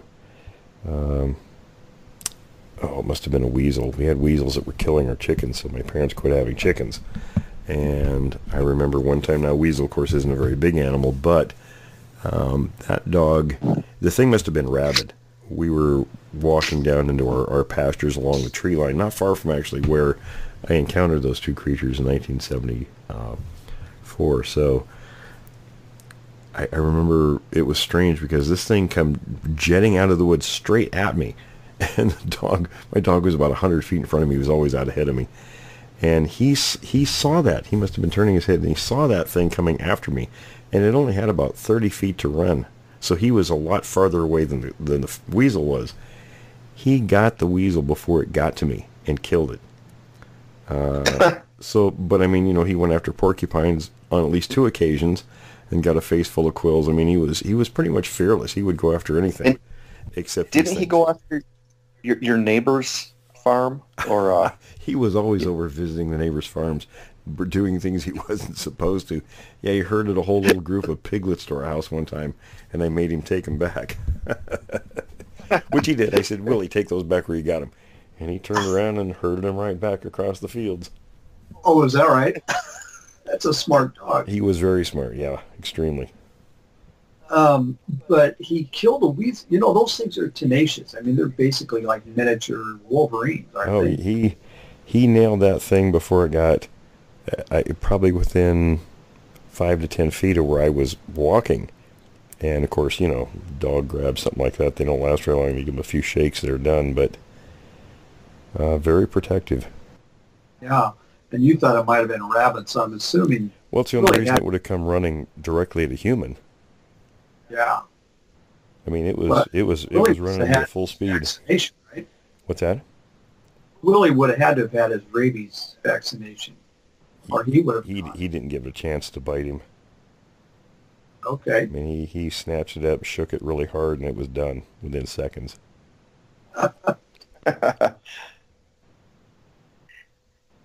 Hey, Will, I wanted to ask you a little bit about hair samples. How many hair samples have you been able to collect over the years? I've collected quite a few, actually.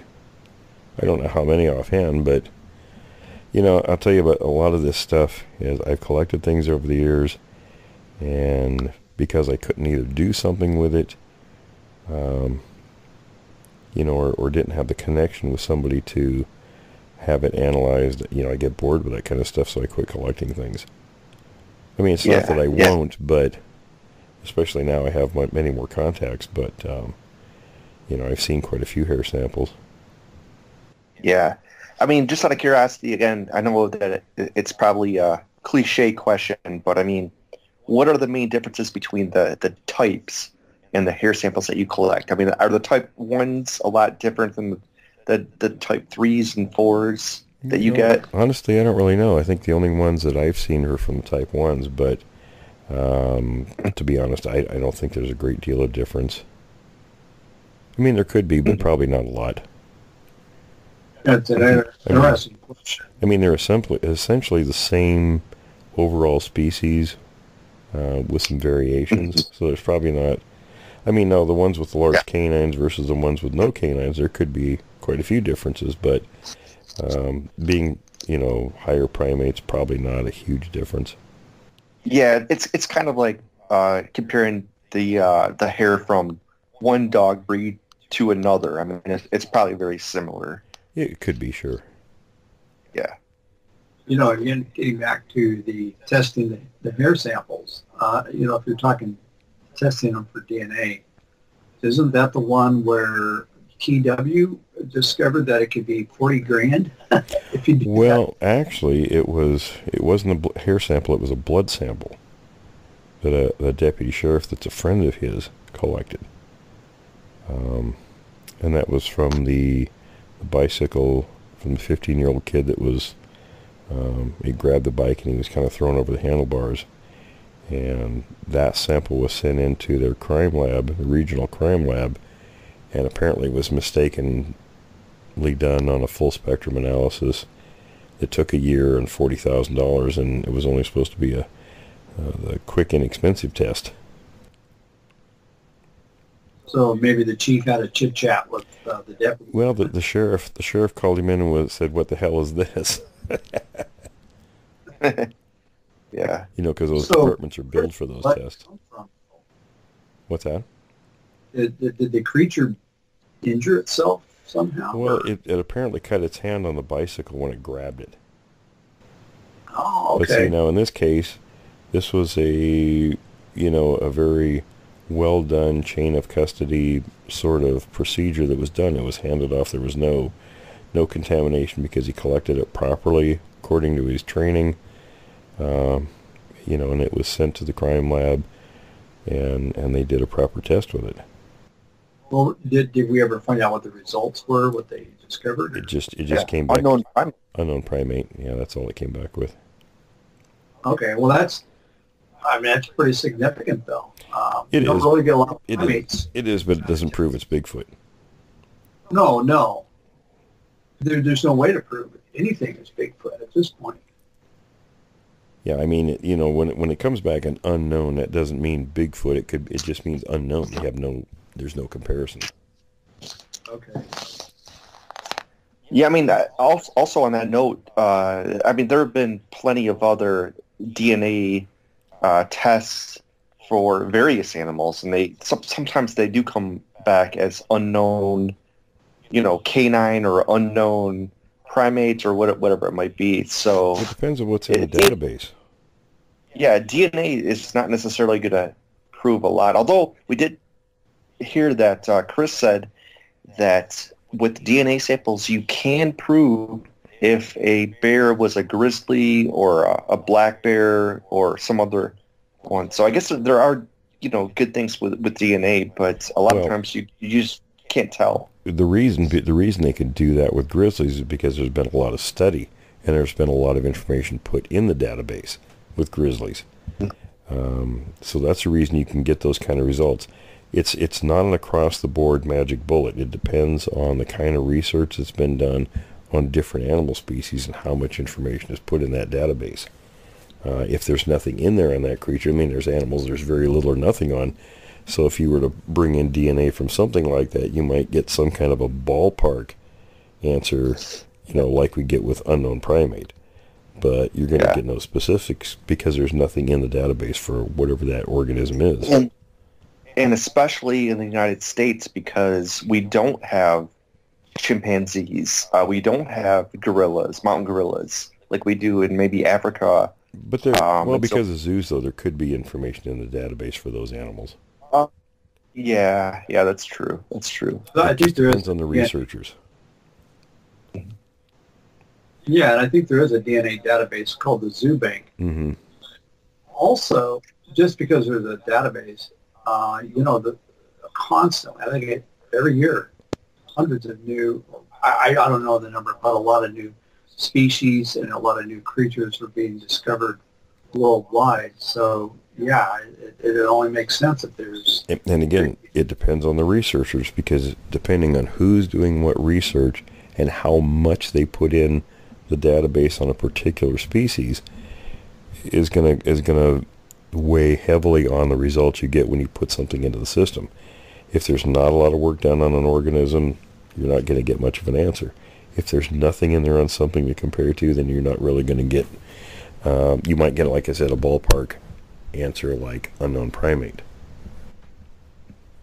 This is why I'm looking forward to having, if we can get Katie on next week, because it sounds like it's not just a real simple, like you said, a silver bullet going to, it really takes interpretation, and it's very complex. Yeah, it's I think because of television and these TV shows, and the things they tell us about DNA, everybody has this concept about it, and it's not a very clear concept. It is much more complicated than the average person thinks it is. Exactly. That's why when we talk about DNA, there's a difference between real DNA and then mitochondria DNA, which exists outside of the nucleus. Yeah, the mitochondrial DNA is a lot less accurate. Yeah, exactly. So, it would be great to have a specialist or a expert that can come on and explain, some of those nuances between the types. I would love to get a DNA expert to really explain how DNA works. We don't care about the subject of Bigfoot with DNA because it's sort of irrelevant, but it would be helpful to have somebody sort of clarify all this. Yeah, definitely. And I'm sure Katie will give us a pretty good explanation, being a medical doctor. But it would be nice to have a DNA researcher actually, come on and talk to us about that.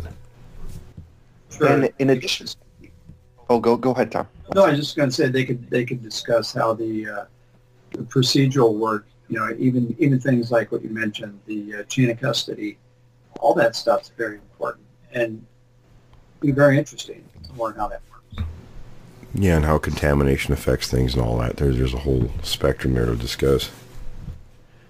Yeah. Now, Will, let me just ask you, in addition to, I guess we're talking about DNA.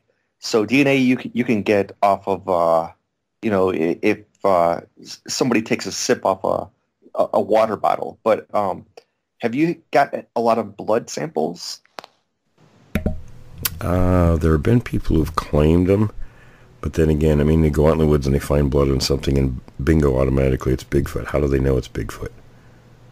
Mm-hmm. So there's never been anything that's come of any substance from those things. And I know there's people listening that'll say, oh, yeah, there's been this study and that study. And if you cite Melba Ketchum, I'm instantly going to delete your comments because that's just nonsense, all of that stuff. I'll tell you right up front. Yeah. Yeah. All right, I'm going to move on a little bit here. I got Timothy, who I think this is going to be our last one. And it's kind of it's his observation, but it's sort of a question. He said, at Thanksgiving, he burnt a whole ham. The house is full of smoke. Listen, Timothy, I've been there. I've done that, and it's not pleasant. But he says a few days later, and he didn't say where, so I don't know, but he said the entire ham was gone. And it weighed 30 pounds. He's speculating that it wasn't coyotes, because they would have left some sort of evidence and they would have howled and that sort of thing. So his question is, do you think it could have been this creature? That's kind of a summary. Well, it's possible, of course, but then you have to ask the question, if there was no sign of any other animal, was there any sign of a Sasquatch? Was there a sign of people being around? I mean, a person could have taken it as well as a Sasquatch. Yeah. Well, he did, and here I'm just reading a little bit further here. He says he was on the phone late at night. He heard this deep bass owl, and the owl, he's thinking it wasn't quite right. So who knows? Yeah, exactly. It's a question of who knows, unless you have some kind of evidence that suggests one thing or another. You know, Will, that's a great point, because I know that you're big on talking about context. And I think that before evaluating anything like that, you have to look at what other evidence there may have been, you know, whether footprints. And what's been going on in the area during that time period, you know, and other people's properties and such. Is there a history of this going on in the area? Yeah, exactly. Yeah. You know, it's one of those things, I mean, if there's just some weird circumstance that happens, take a look at the larger picture, you know, and if that leads you in that direction, you know, it's more of a hunch at that point until you find something concrete that says, okay, look, this creature or these creatures have been here because of A, B, C footprints, etc.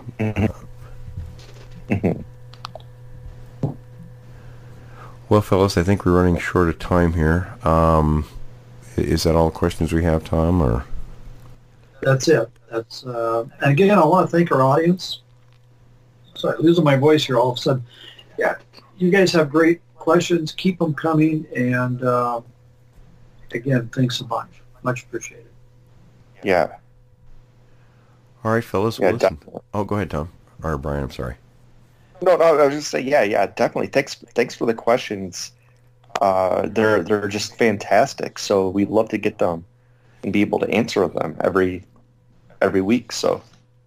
And we're gonna have. Remember, it's real easy. Questions at creekdevil.com.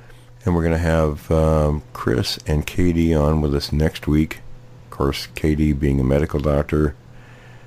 Prior to that, he was a cancer researcher, and prior to that, a very successful entrepreneur. So, and of course, Chris is he's our Native American friend. I guess he wouldn't have called Native American. He's a Canadian, but in Alberta.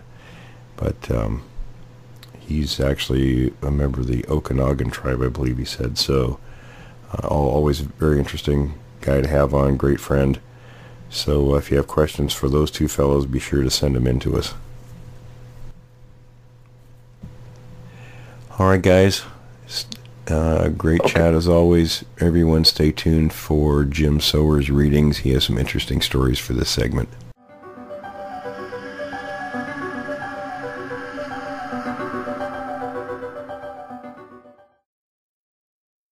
Welcome. These 5 stories from Alaska are being brought to you by William Jevning and are being narrated by me, Jim Sower. Story number 1.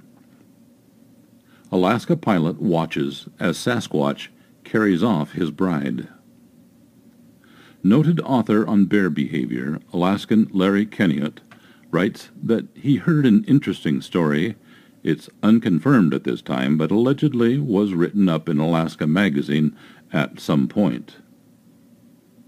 Kenniott is investigating. In the meantime, he writes, My friend Jack Gwaltney and I traveled to Wasilla, Alaska to meet with Ken Taylor, Jr., and Jack shared this story. He remembered the story's source when we reached the Best Western where we were to eat lunch. Jack said that he was pretty sure that Alaska Magazine carried the story around 1985. I've made a little effort to confirm the story at Anchorage's Lusac Library, but as of yet have had no success. In the spring of 2002, I stopped to see Andy Hall at Alaska Magazine regarding permission to use the story, if located, and talked with Jill Shepard, who was going to look in 1985 magazines for the story. I'll email Andy to see if he's discovered anything yet. Meantime, the story goes like this. Supposedly, a Nome, Alaska, or Bethel pilot and his newlywed wife were en route to Anchorage, where they would make connections for their honeymoon. The weather turned sour, so he touched down in a Cessna 180 or 185 on floats. He taxied to shore where he and his wife looked for a spot to pitch their tent for the night. Having found one, he turned toward the plane to fetch the tent, with his wife following him. He heard his wife scream and turned to see a hairy biped running from the location toward the woods with his wife under one arm. The pilot chased after the critter before realizing that he could best stop it with a firearm, and returned to the plane to fetch his rifle. He followed, seeing them 3 times before he lost sight of them. He found only a particle of cloth from his wife's garment. He either spent the night in his tent and looked the next day, or flew on to Anchorage and reported the event to the Alaska State Troopers, who began a search but were unable to come up with any positive results. The wife was never found, and Jack told me that the pilot was distraught and a basket case for years. That's the end of story number 1. Story number 2. Kodiak Daily Mirror, Alaska story. A really creepy, scary, hairy man story that happened in and around Wrangell, Alaska, as told by a Kodiak man by the name of Dana Jack Allen. Also published in the Tundra Drums, Bethel, Alaska, February 1993. Hairy man tells hunter to leave us alone. Editor's note: when he saw a story in the February 1st Kodiak Daily Mirror about a request for stories of sightings of Alaska's hairy man, Dana Jack Allen decided to write down his own experience with the creature called, in other parts of the world, Bigfoot, Sasquatch, or the Abominable Snowman. He subsequently also agreed to an interview. Jack Allen, a 40-year-old refrigeration mechanic, lives in Kodiak. By Nell Waage. Kodiak Daily Mirror. Kodiak. Kodiak resident Dana Jack Allen is sure he's had several encounters with what some Alaskan natives call hairy man, the creature known in the Pacific Northwest as Bigfoot. He's also sure the creatures have given him a distinct message: leave us alone. Jack Allen's fascination with the creatures goes back to a cold morning in 1979 in the remote Etelin Island area near Wrangell. He and his hunting partner were hoping to harvest some of the deer they knew inhabited an alpine meadow at the head of the fjord. Jack Allen wrote the following about his experience. The deer we were hunting were at an elevation of about 700 feet. We arrived at the inlet just before dark in the late fall. My partner did not trust the anchorage or the weather, so he opted to stay on the boat while I climbed up to where we knew the deer were to be spending the night. I found a bench and folded myself up into a large piece of visqueen in my sleeping bag on a small outcropping about 8 feet above a well-worn trail. My friend was to meet me at this spot before dawn the next morning, and we knew we would bag some deer easily in the nearby meadow just after it got light enough to shoot. We had seen deer here several times, but had never taken advantage of the fact. Just before I went to sleep, I remember seeing the mast light on the boat in the inlet and imagining the boom hung with our limit of deer. I was awakened before dawn. Around 1 o'clock, my sleeping bag was jerked out from underneath me instantly, like the magician does with the tablecloth and the glass. I awoke the moment it happened, curled into a fetal position and freezing my fanny. I laid there for a few seconds trying to figure out what had just happened. I figured something had just happened to the boat, or my pal had somehow spotted a trove of fat deer. I sat up and pulled on my boots, looking for my mate to explain what was going on. I was still not fully awake, but for fear of scaring the deer, I refrained from calling to my friend. It had snowed almost an inch since I went to sleep, and peering over the edge, I could see people tracks in the snow leading up the hill toward the meadow. I grabbed my rifle and slogged down the hill, peering at the ground in the dark and wondering how and why my somewhat elderly companion had chosen that unusual method of rousing me from my sack. I was stepping in the footprints in the snow.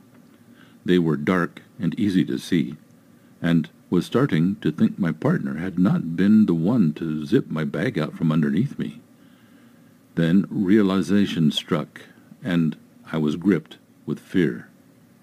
The tracks I was so carefully stepping in were not human. They were the imprints of bare feet, but almost twice the size of my own size 10 boots. This is not real, I thought. I could hear nothing except the snowflakes falling gently to the ground. Every hair on my body was erect, sensing the air for the obvious logical solution. I cannot shoot anything, I told myself. This is a very carefully planned prank, and all I need to do to lose my control and end up hurting someone. I double-checked the safety on the rifle and determined that this joke was going to be on them. Cool as a cucumber, I walked another few steps up the hill where I would be able to see the crest of the rise I was on. There was a large hemlock tree here, and I decided to climb it and wait out the pranksters, who were trying to scare me out of my wits. Checking the sky, I noticed that within a few minutes the clouds would reveal the full moon, providing me with enough light to see what was going on. I took a few more steps, marveling at the perfection that these guys had achieved with the footprints. Then I knew it was no joke. I felt an unmistakable sense of warning, as clearly as if someone had spoken. It wasn't logic, it wasn't fear, it was communication. I stopped. I looked up, and 15 feet away, one hand on his hip, the other gripping a branch of the hemlock that was just above my head, was the biggest, hairiest guy on 2 legs I ever want to see. Without thinking, I started to thumb the safety off. He turned his head to stare at me, straight in the eyes. His teeth were showing, but it was not a snarl or a grin. I want to say it was a knowing smile. I knew I could place a killing shot, but I also knew it would be wrong, even criminal. He was saying to me with all the power of the Spirit, "Leave me alone." It was as if more than one voice was speaking to me. It was a collective consciousness whispering with the same longing voice, "Leave me alone." One instant he was there, and the next he turned and fled silently into the woods. At first I thought that it was a dream, but then I could feel that spirit like a mist in the forest, wanting to be left alone.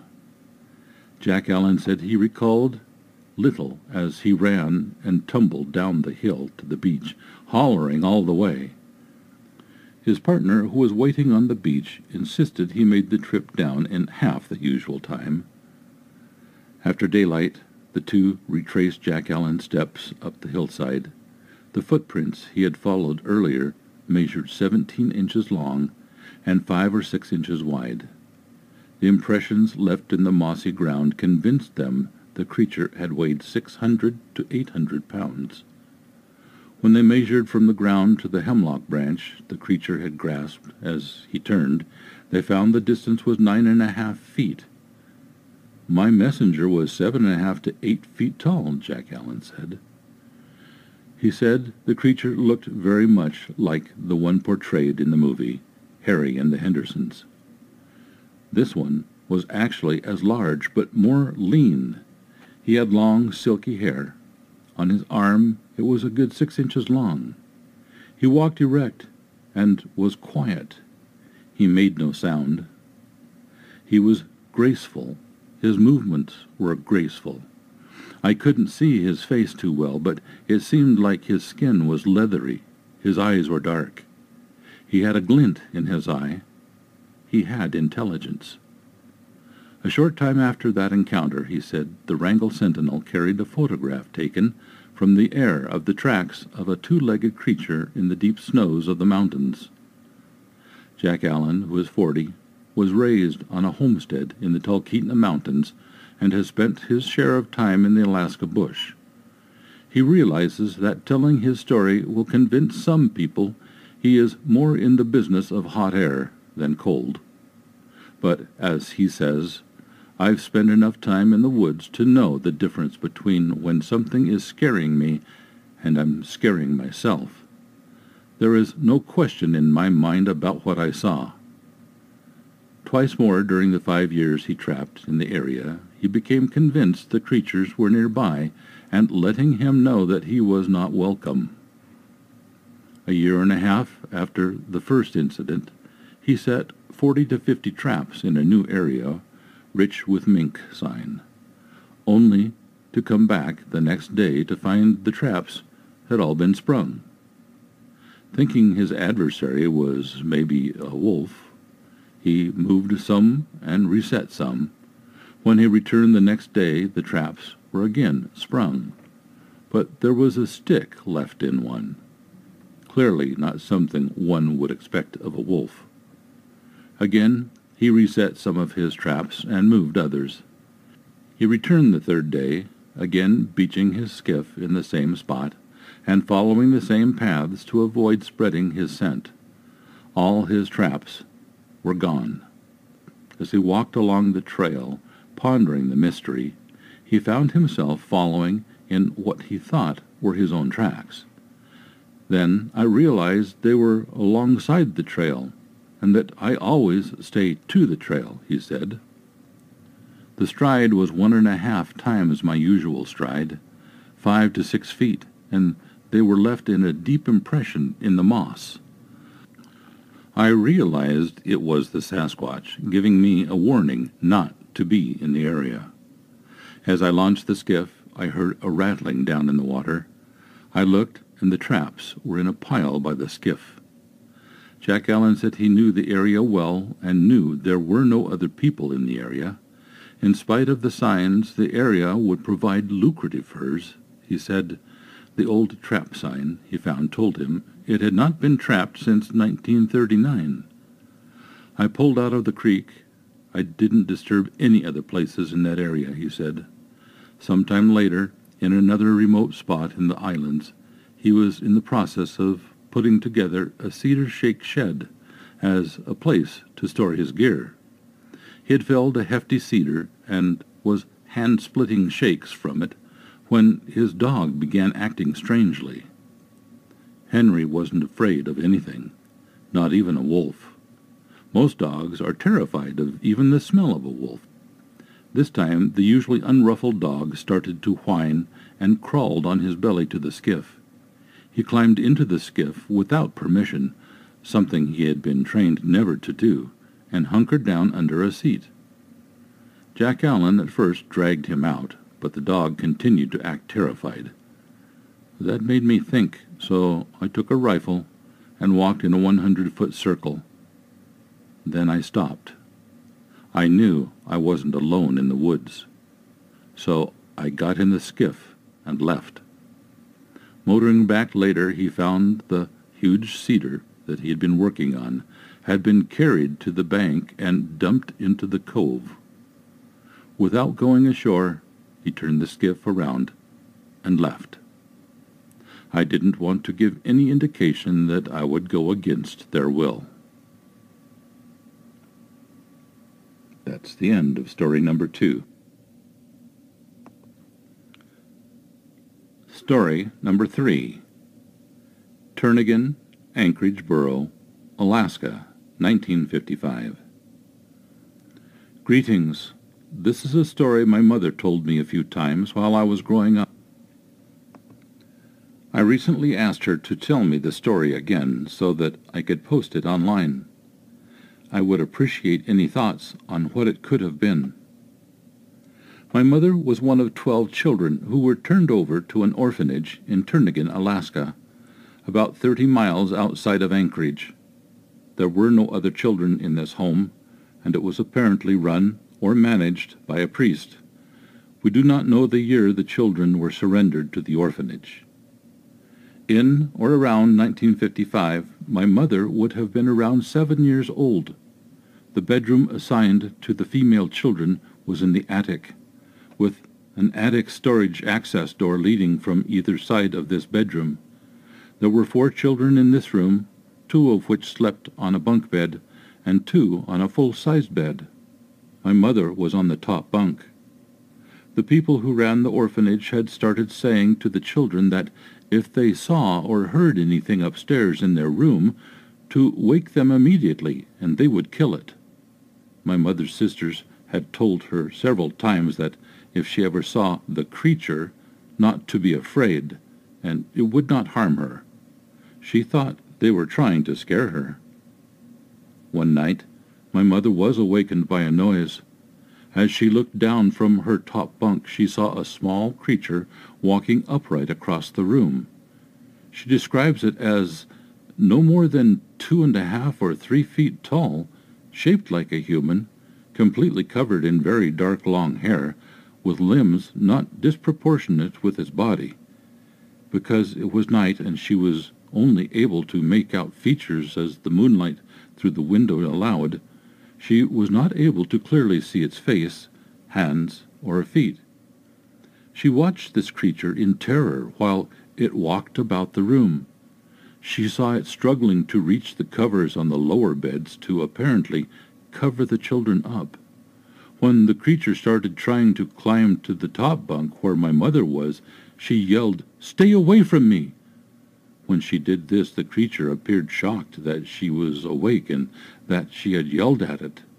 It abandoned its attempt to climb the bunk and was later seen by my mother trying to take the skeleton key out of the bedroom door. It apparently really wanted that key because it stood there a long time trying to get it out of the door, but never succeeded. She did not see the creature leave the room. However, one of the attic storage doors was out of her line of vision. A few weeks later, the children were told to bring some army rations out of the attic storage space. When they went to retrieve them, they found several ration cans opened and discarded in the far corner, or one of those spaces. She thinks there were more than 12, but less than 20. None of the children had reason to sneak food, so they were not likely suspects for the presence of the empty cans. That was the only encounter my mother had with the creature, much to her relief. My mother isn't one to tell fantastic stories. She is now 62 years old, educated, and a very hard worker. She has no illnesses and takes no medication. She has never told any other wild tales. She has also never tried to seek any attention with this story. In fact, there are only a very few people she has told it to. My mother was adopted when she was 9 and taken from her siblings to Oklahoma. She never again saw or spoke to her siblings until 1997, where she had a purely chance encounter with her older brother at a tribal meeting. When they began talking, they did not know they were siblings until one of them mentioned having grown up in an orphanage in Turnagain, Alaska. It didn't take many more sentences after that for them to learn that he was the child born before her. Within hours of this meeting, while they were still thinking about the orphanage, I asked my uncle if he remembered seeing the creature. His face lit up and he described in detail the same creature my mother had. They had only been talking for a few hours and did not have time to coordinate a fabricated story. I have always wondered what this creature was, and so has my mother. Any ideas? Tina Clark. This is the end of story number 3. Story number 4. The Hairy Man by Lynn Snifka. This is an excerpt from Alaska Magazine article, October 2004, titled Monstrous Mysteries from Lake Beasts to Murderous Mud. Alaska has its share of scary legends, by Lynn Snifka. Snipped portions of Snifka's piece speaks to the issue of the Iliamna lake monster, which this website doesn't carry. The Hairy Man. When Donald watches the Discovery Channel, especially programs about the unexplained or mysterious wildlife, he sometimes gets the urge to call his brother-in-law Frank. He and Frank talk, said Donald, who didn't want his last name or the name of his village used, and Frank gets somber and quiet. It's at those times they remember. They remember the night more than 25 years ago, and the creature that stood a good 4 feet above their teenage frames in the early winter moonlight. They remember the long arms, the body covered in thick hair, the face with features that were somehow human, somehow not. They remember its strength. I remember watching when he was running through the alders in the moonlight, Donald recalled. And we have lots of alders there. Athabaskans call him Nanat Ina, and warn that he'll steal children and raise them up in the wild. There's the story of a man who shot and injured a hairy man. The creature escaped, but left behind its blood, something akin to transmission fluid. In a 1981 publication from the school in the English Bay, a student wrote of her summer in Port Graham and a mysterious figure in the dark that whistled and scared her and hid behind trees. While some dismiss believers as feeble-minded witnesses, and their supporters speak without doubt, Donald is reserved when he speaks, but certain of what he saw that night. The boys were maybe 16 or 17 years old, Donald said. It was the 1970s, and a typical weekend night in their southwest Alaska village. They stayed up late and played cards at Frank's house. The dog started to go crazy outside, Donald remembered, which usually meant there was a bear around. When the barking didn't subside, the boys decided to investigate. As Frank reached for his rifle, they heard someone, or something, toy with the door latch. A massive figure then moved to a broken window that had been recently patched with scrap glass. The creature tried to reach in, cut itself, and ran. At first, we thought someone was playing around with us, so we decided if it came back, we'd run on outside and chase it, Donald said. We thought it was just some stranger coming up from another village to scare us.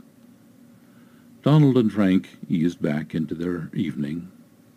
Then the creature returned and again fumbled with the door latch. The teens rushed onto the porch, which was built on a foundation nearly 4 feet high, Donald said, and we looked up at him. The creature stood in the snow beyond the house. The teens gave chase toward a series of nearby hills. I remember going up the first hill, and when I got to the top, it was already on the third hill, Donald said.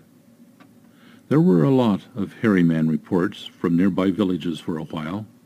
Donald's grandmother, who lived in a neighboring village, told him a story of when she was younger and caught a hairy man. They trapped him somehow, Donald said, and brought him into the village, and they shaved him and found he was just a runaway from World War II, and the army came and got him.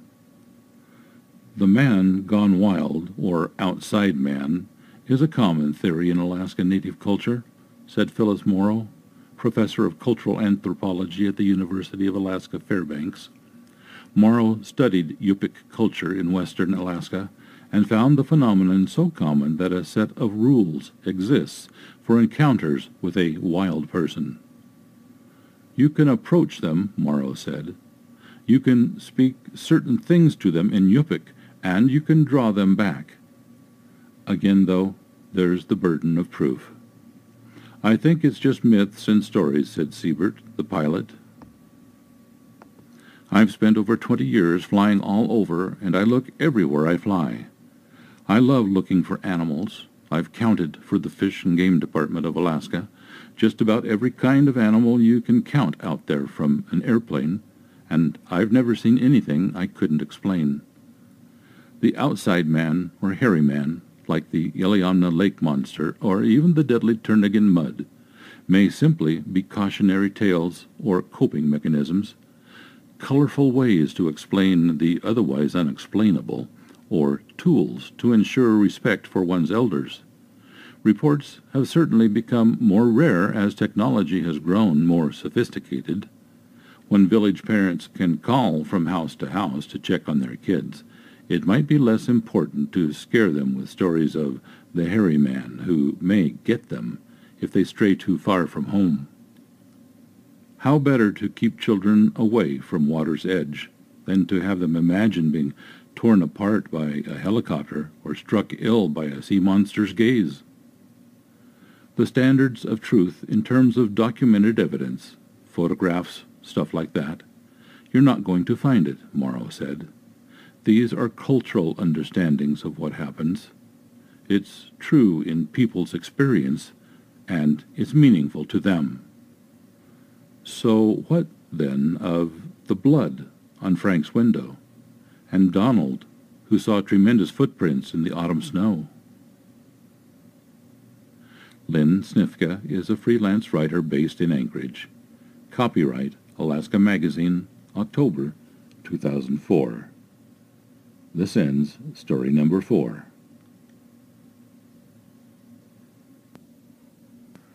Story number 5, Strangest Story Ever Told.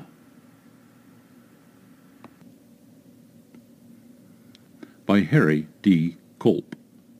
1900, Thomas Bay, Alaska.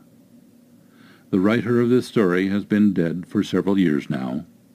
At one time, back in the early 30s, he had his story written up, ready to send away. Something happened, and the manuscript was put into a box and forgotten. The story should be listed among the classics, for it occurred before anything was known about hirsute homins, before anyone knew about these beings, anyone except for the natives, that is, and they have known all along. But no one listened until the 21st century. Dear readers, during the years the Devil's Country story had been passed along by word of mouth so often that the details had become obscured.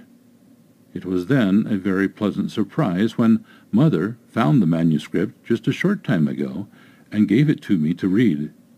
I found it fascinating, and I was left with a feeling of curiosity.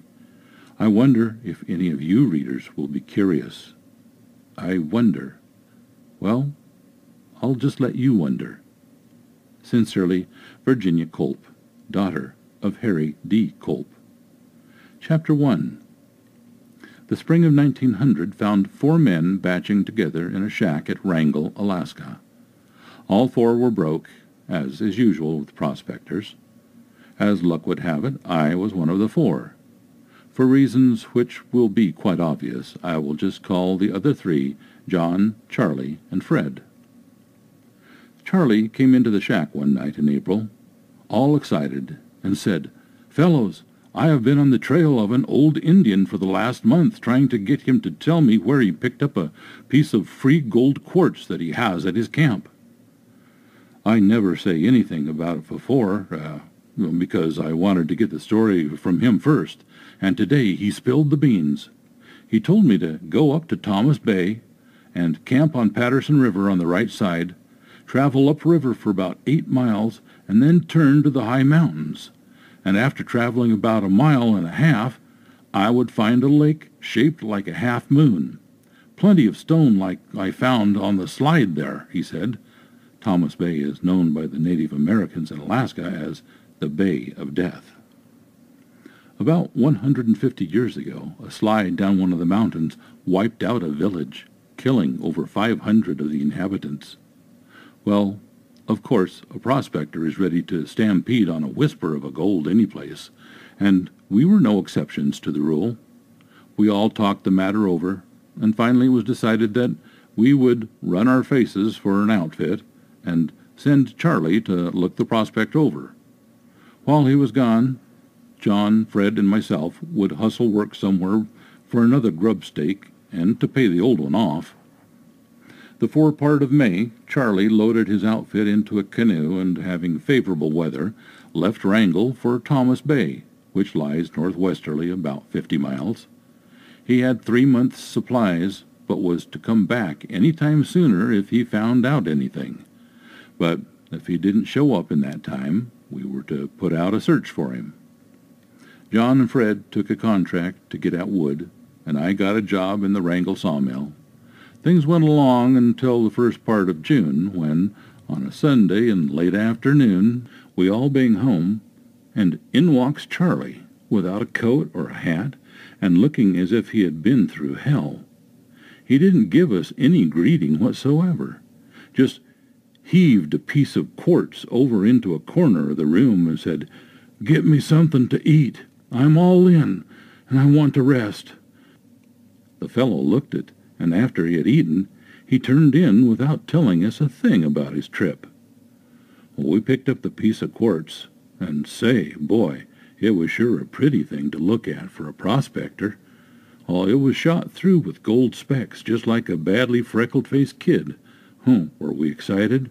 I'll say we were. Just before dark, we walked down to the beach to bring Charlie's outfit in, and as he had come up to the shack with only that piece of quartz in his hand, but there wasn't a thing in the canoe except the oars. Not much sleep for us that night, but Charlie never stopped sawing wood. We had hard work getting Charlie up for breakfast next morning, but when he did roll out, he just ate, borrowed a coat and hat, and left the house without saying a word or even answering the one question out of the many put to him by us. All of us, being excited and feeling ourselves worth a fortune, did not go to work that day, but sat around the shack and passed that blamed piece of rock back and forth to each other while we talked and waited for Charlie to come back and make his report. Believe me, we were anxious to hear it. Along in the afternoon, he came in and said, "Fellas, the SS Drigo will be in on her way south early tomorrow morning. Can you give me enough money for my ticket to Seattle? I'm through with Alaska and never want to see it again. I'll tell you about my trip to Thomas Bay and where I found that quartz, but my advice to you is to forget about it. It will never do you any good and will only cause you a lot of mental and physical pain. If I were not partners, I would never open my lips about this trip or what I found. But if you promise never to mention my name in connection with that, what I tell you, or mention the name of Thomas Bay to me again, I'll give you the straight of my experience up there. Judge for yourselves as to my saneness, because this is the most astounding thing you ever heard, and as far as I am concerned, is beyond me to reason it out. Don't ask any questions to prolong my story any longer than it takes to tell it, as I want to leave Alaska and forget it if I can. I will try to make one telling plain enough." This is Charlie's story. The first night after leaving Wrangell found me in Ideal Cove. Next night I reached Muddy Bay in time to make camp again. The third night I hit Ruth Island in Thomas Bay. I spent the next day looking up Patterson River for a suitable place for a good camp, which I found a quarter of a mile from Tidewater on the right-hand side, looking up the river.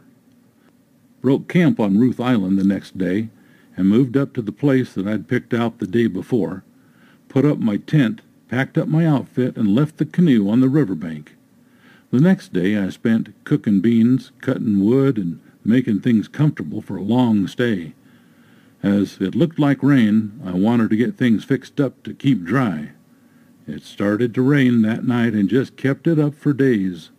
I lost track of time, as each day was just like the one before. Had nothing to read, was all alone, couldn't do anything without getting soaked, and the roar of the river and the wind through the timber just about drove me bugs, so I put in most of my time sleeping. Finally, the weather broke, and I got out.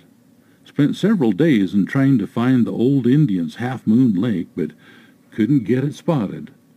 I did find, about 2 miles from camp upriver, and about a mile from it, a lake shaped like the letter S. On the creek coming out from the lower end, I panned some pretty good colors, but, as I figured, not enough to get all excited about, yet an indication of gold in the country. Talk about a dead country. Whew, that sure is. There doesn't seem to be any life in there at all. You might spend all day in the timber without even seeing a squirrel. I was getting sort of tired of beans, rice, and bacon, so I made up my mind that I would go over to a ridge about 8 miles east of the S Lake and get a few grouse, as I thought I could hear a few hooters up there when I was at the head of this lake. I left come the next morning, which was a fine sunny day. I took only the rifle with me, and when I came to the ridge, sure enough there were a few grouse hooting. I shot 2 and had gotten them when I bagged another one, which fell down the ridge about 100 yards before it hung up. While on my way back down to pick it up, I found that piece of quartz.